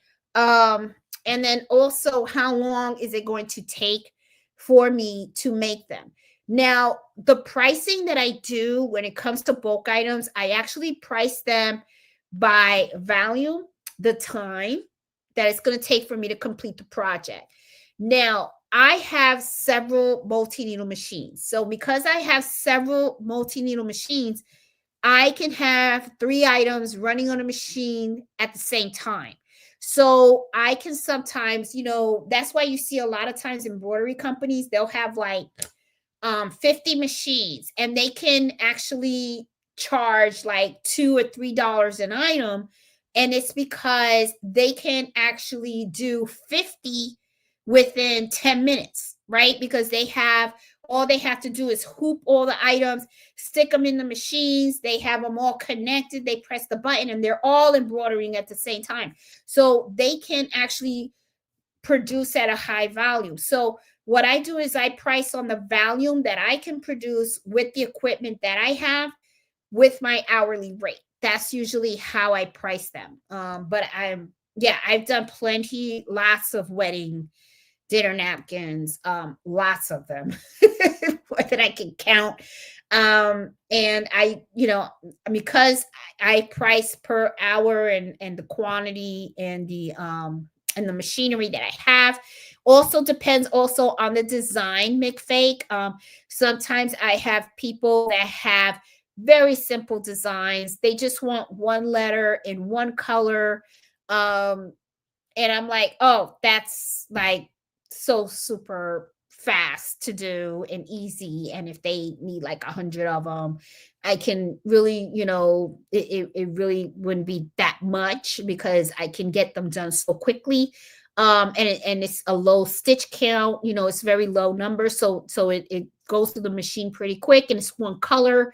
But if you have a design that requires two or more colors, maybe the design is a little more complex because they want initials with some symbols in it, or they have an initial and they want to add a date or something like that. I have to design it and stuff. And then there may be certain areas in the design, especially if there's some small font that's involved, I have to slow it down. So that takes more time, so that's usually how I do the embroidery of the pricing and stuff. But like I said, this is custom embroidery, right? So when you're talking custom embroidery, there's custom prices that go with it. So you got to think about all of that, Hey, Margie, she said I bought 20 Christmas chicken. I was going to say chicken. 20 Christmas kitchen towels at Hobby Lobby last that were 75% off. Now I'm going to embellish and everyone gets a kitchen towel this year. See how cool that is, Margie? That was smart. See, that was really, really smart. And so, there's just so many cool things. And then I bet you after you embroider all those kitchen towels, they're just going to be at awe, and they're going to be like, oh my God, that's like, it's such a unique gift. And this is a perfect example of how you can go to a store.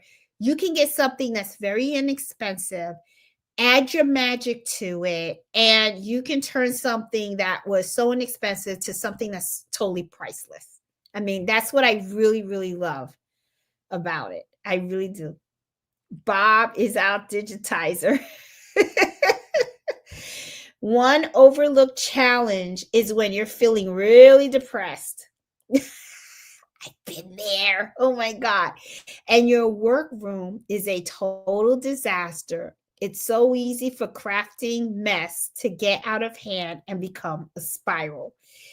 You know what, Bob? You brought up a very good point. And I think I actually did a video about that. What did I call it? I totally forgot what it was. I think it was like, I don't know if it was a meltdown or whatever, but I was like the downside of embroidery, or what was it? Was it embroidery depression that I called it, or something? I gave it a name, but it was where you just you just don't you get out of that zone, right? You just don't want to embroider anymore. And it's not that it's depression, it's just you just don't want to do it anymore. It's just not, I don't know. What did I call it? Oh my God. Now I want to go onto the channel and see what I call it. I gave it a name. I remember I gave it a name, and we did an embroidery happy hour about that. And it was like, it was like, oh my God, it was a live. We did a live, and now I don't know where. um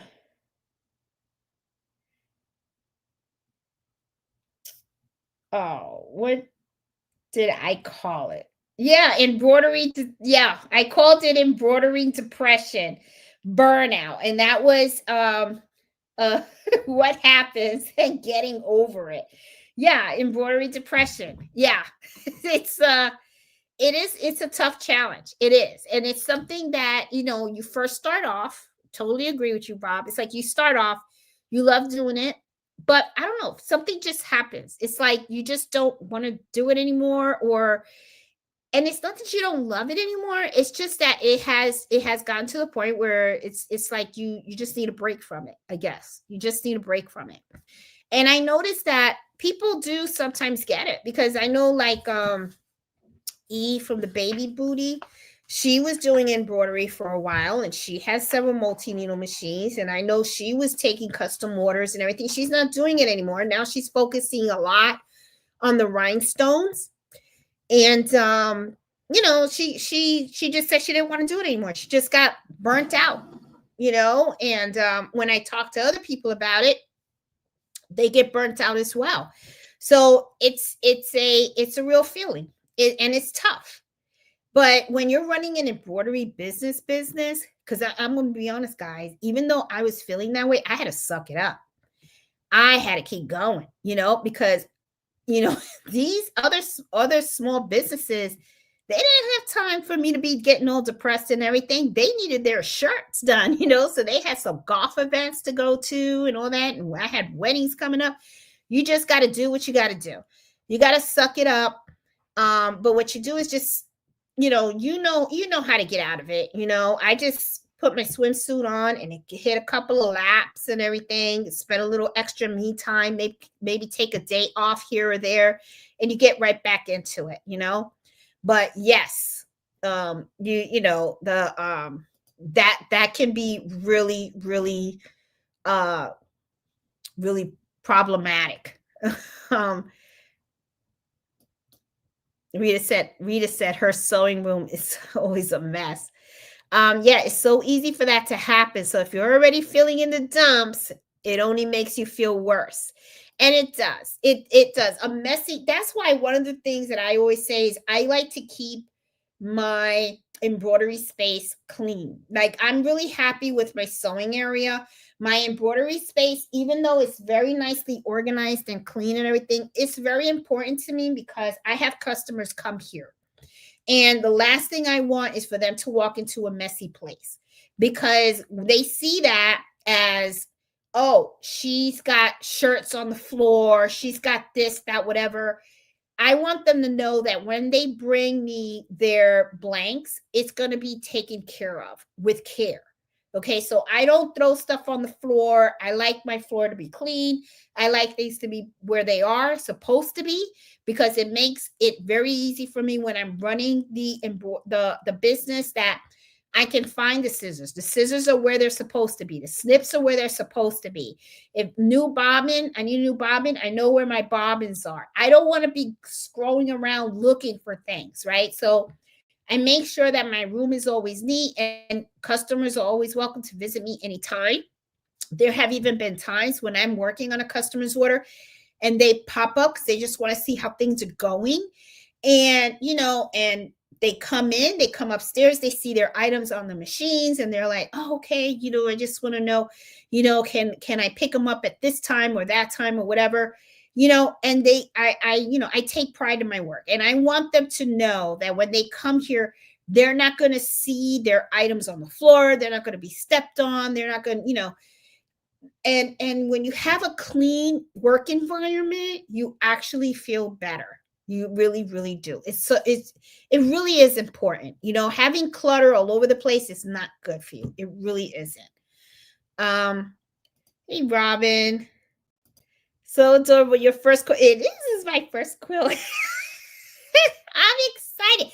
I think I'm gonna take this quilt to the embroidery club just so that I could share it, and just share it and stuff, because I'm like, oh, I just loved how it came out because it's my first one. Nice work on that quilt. Thank you, Bob. Appreciate it. Let's see, make sure that I have everyone here. Everyone's loving the quilt. I just really hate that I didn't get to bind it though, and I had to serge the edges, but that's all right. That's okay. It won't be my last, and maybe my next quilt I'll be able to do it. Nancy would be so proud. I know she would. She would be so proud. She'd be like, "Oh yes." Let's see. A quilt doesn't have to have binding. I know, but I really kind of wanted it to have binding. I did. Oh, great job. Thank you, Quote Friends. Appreciate it. Hey, Patty. It's pretty. Anyway, you may have started something new. And Iris said, why are you criticizing yourself? Because it's not really what I wanted. I wanted a light green edging on it, but that's okay. It's okay. I mean, hey, it is what it is, right? Look at you sew. I know. I was sewing. Oh my goodness. I was so happy. I was like, yeah, love the bag. You're doing great. I know. Yeah, I'm getting a little better. And I think it has to do with my new sewing room too. The furniture and everything. Cause now it's like I have everything like it's so perfect that, I'm like, I feel really, really, really good. I really do. Hi, Miss Birdley. How you doing? Oh, it was so nice to meet you. Oh, it was nice meeting you too. And I hope I get to see you next month. It's so because oh my god, I'm excited about our club. I am truly, truly excited. It's like, oh, we're gonna have so much fun. I'm loving that and stuff. That would be wonderful if I could watch your live streams at Susie's. Yeah, I'm gonna see. I'll see if she'll allow it and stuff. Um, hey Debbie, how are you? Yes, hit that like button if you like the topic that I shared with you today. Hey Allison, how are you? How you doing? Hi, how are you, ABT or ATB Marketing? How are you? Hey, Nevelyn, how are you? Do you have your channel a tutorial on abuse to hope to design a repossession hoop on the brother PE? Yes. Okay.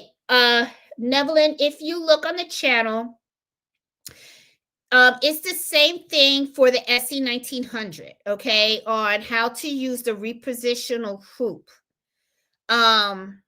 You know, for the SE 1900. Okay, if you look that up, and I think I titled it 5x12 repositional hoop. All right, and it's the same steps, it's the same exact steps. Okay, my alarm went off and then my phone rang. Poof, forgot about joining.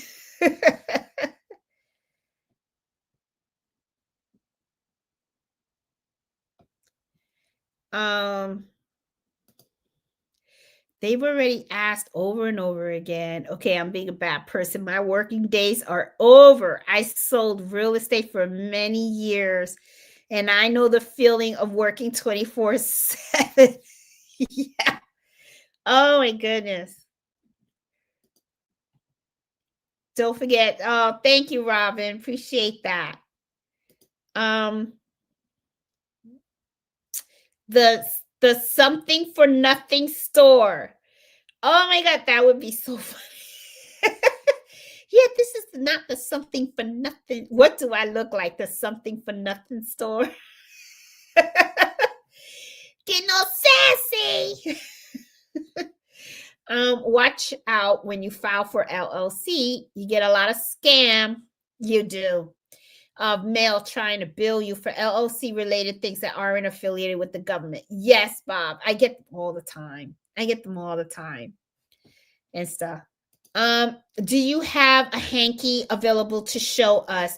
Hey, JBO, I don't have one handy. I wish I did. I don't know where it actually went. But I do have a video on my channel. Let me see if I can find the video, and I'll tell you exactly what the title is, okay? Of the video. Oh. Okay, I don't know if I can find it here. Okay. Hold on. Embroidering a handkerchief, I think. Let's see if I know I have. Okay, here it is. If you look at there's a video that the title of my video is how to embroider a keepsake handkerchief gift, beginner embroidery. And I did it about 2 years ago. When my dad passed away, because what I did was I embroidered handkerchiefs with a cross, my dad's name, and his dates and stuff. So I showed you guys step by step how to do that. And in there, yeah, it's really easy and stuff. So I show you exactly how to do it. And you'll be able to see how it turned out there, okay, and stuff. I wish I had one, but I don't.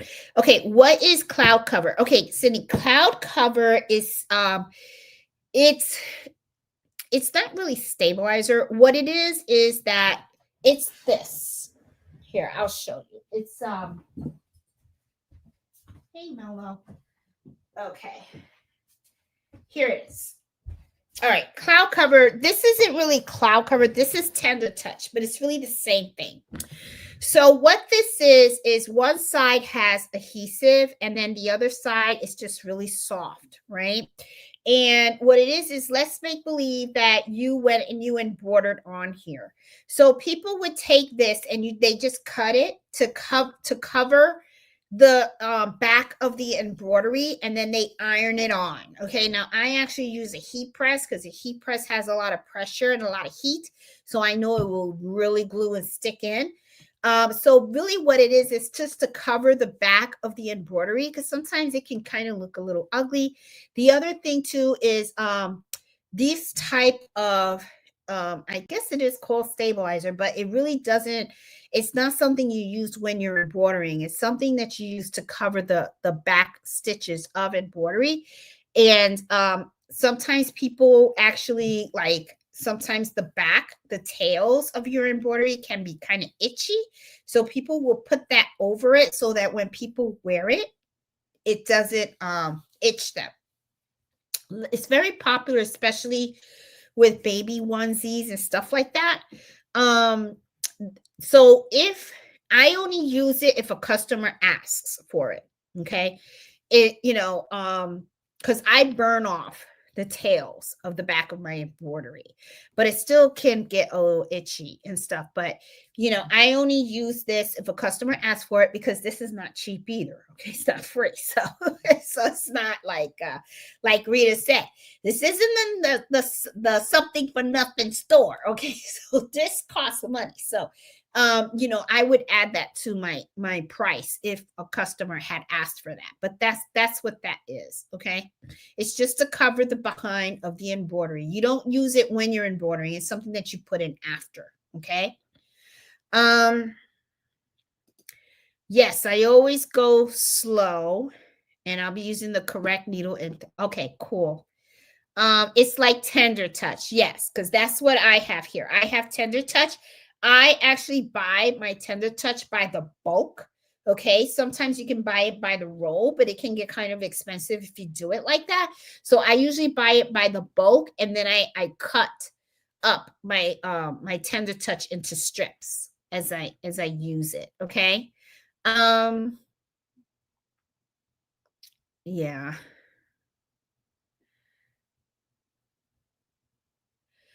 Um it won't irritate the skin. Yes. Um See, Nebulin asked a question and I don't know what it was. Um, hmm.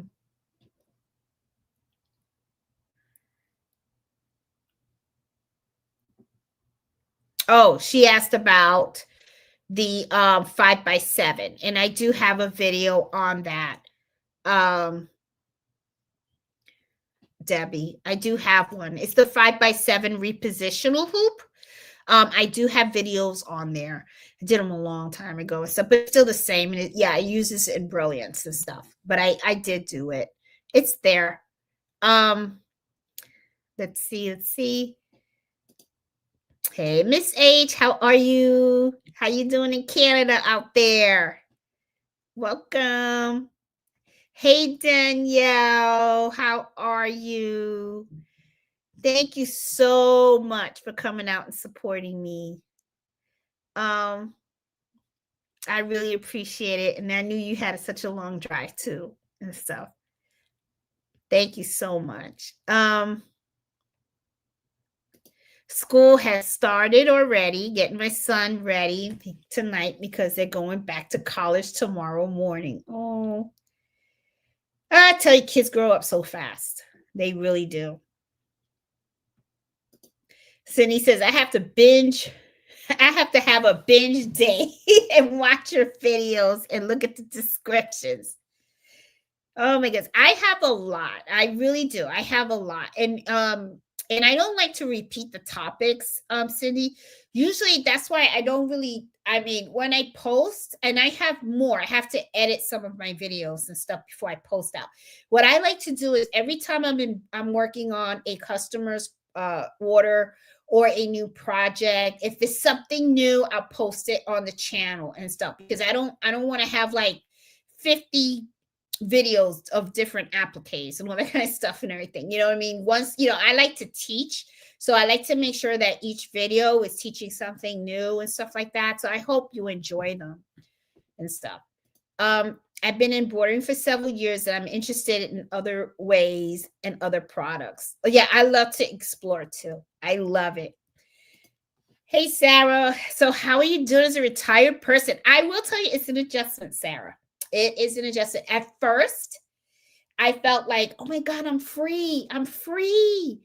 And then it hit me, and I said, I have a lot of extra time now. What am I going to do? So, I will tell you, I started working in my sewing room, right? Organizing my sewing room. Now I got it perfect the way I want it. I've been decluttering my house. I've been doing the embroidery club now, which is only once a month, but it's good.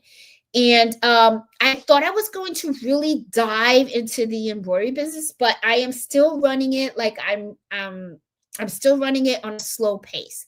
And I think I want to keep doing that for a while, because I'm still getting orders locally and stuff like that, but I'm not I'm not, I'm still doing a schedule like if I was working somewhere else because I actually been wanting to enjoy more time for myself.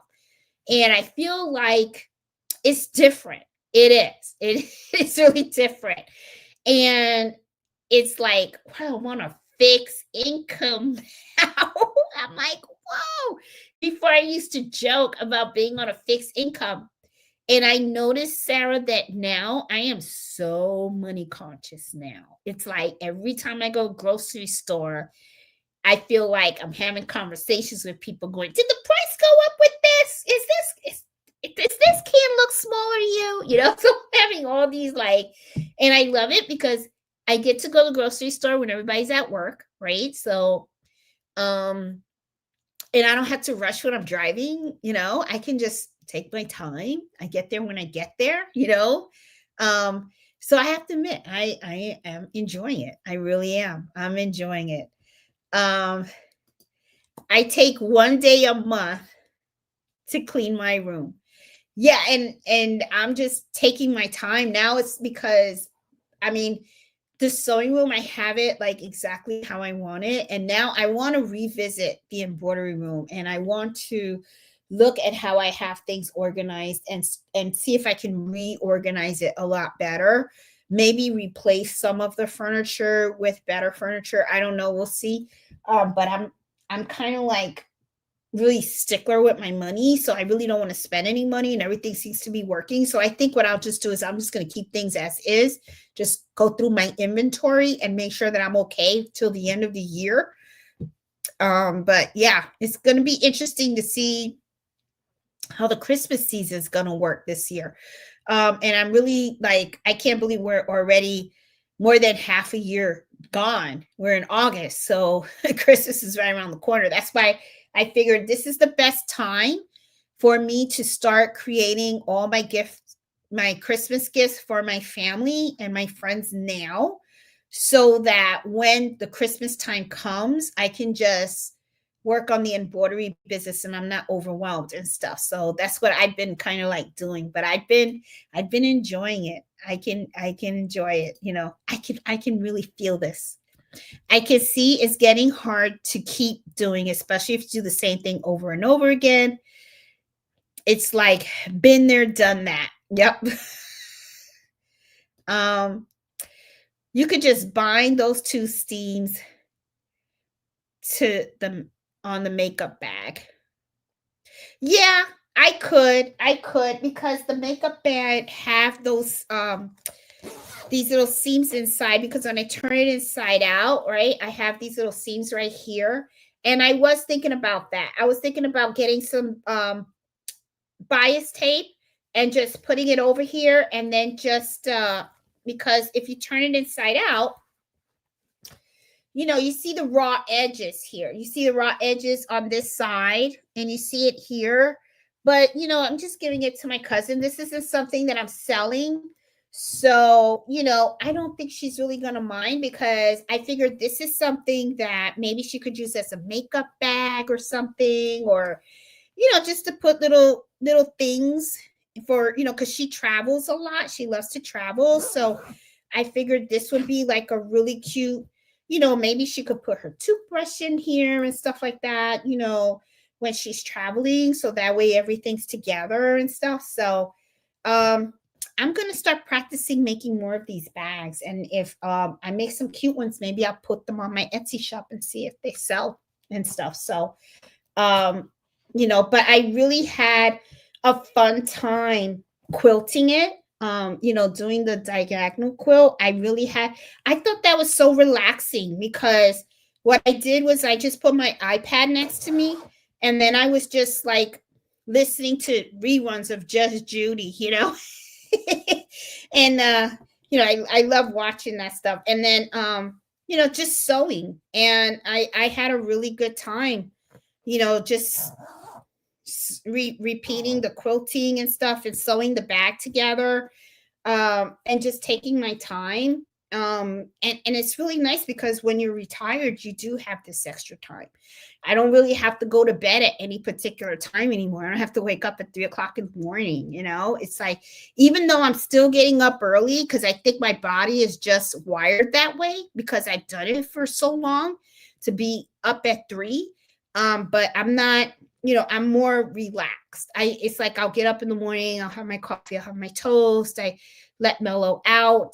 And then, you know, I get to like sit out the window, look out, and watch the kids go to school now, and do my thing, you know. So it's pretty neat. And now I can like sit in the sewing room and I can take out my fabric and just start sewing and stuff. So I've been having a really good time, you know, just enjoying this and stuff.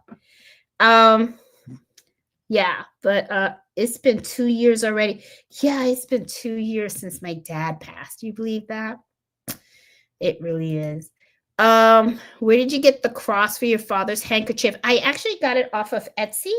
And I believe I may have the link to that design on the video. If I don't, let me know and I can put it on there so you know exactly where I got it from. Hey Berman, how are you? How you doing? Hey Evemeer, Evelyn, how are you? Let's see, going down. I think I got everybody. Yeah, I do. Run that seam through your. Oh yes, do the serger. Cindy, thank you. Why didn't I think of that? That's. Yeah, I mean, I did it for the quilt. Why don't I do it for this? Duh, you're right. Oh my god. And I have colored thread for my serger too. So guess what I'll be doing tonight or tomorrow morning when I wake up? I'm going to run this through. I should have did that. I should just run this through the serger. You're right, because you can tell it's already fray. I'm already getting fray. I'm just going to turn on my serger and I'm just going to go ahead and run it. Thank you. I did not even think of that. Oh my God. I have a serger. I mean, I did it for the quilt. Why wouldn't I not do this for this? Oh my goodness. That's the, I wasn't thinking. Cindy, thank you. Thank you. I'm definitely going to do that because that's going to, yeah, that'll make it so much better. That really would. I wish, should have did that. Yeah, you're right. Oh my God. That's what I'm going to do. I'm going to run it through the serger and stuff. Thank you. Appreciate that. All right, guys. So thank you so much for hanging out with me tonight. I'm going to call it the night and everything. I've already been through all the comments in the chat. As always, I appreciate all the support and love you guys give to me and everything. And I will see you guys next Friday for embroidery happy hour at 8 o'clock again. So you guys have a great time. You know, enjoy your weekend. You know, before you know it, winter's going to be here. I can't believe it. So you guys have a good one. Enjoy those machines. Happy sewing, happy embroidery. If you like today's topic, like I said, please give me a thumbs up. If you're new to my channel, please consider subscribing and I will talk to you guys later. So you guys have a great one. See you guys later. Bye.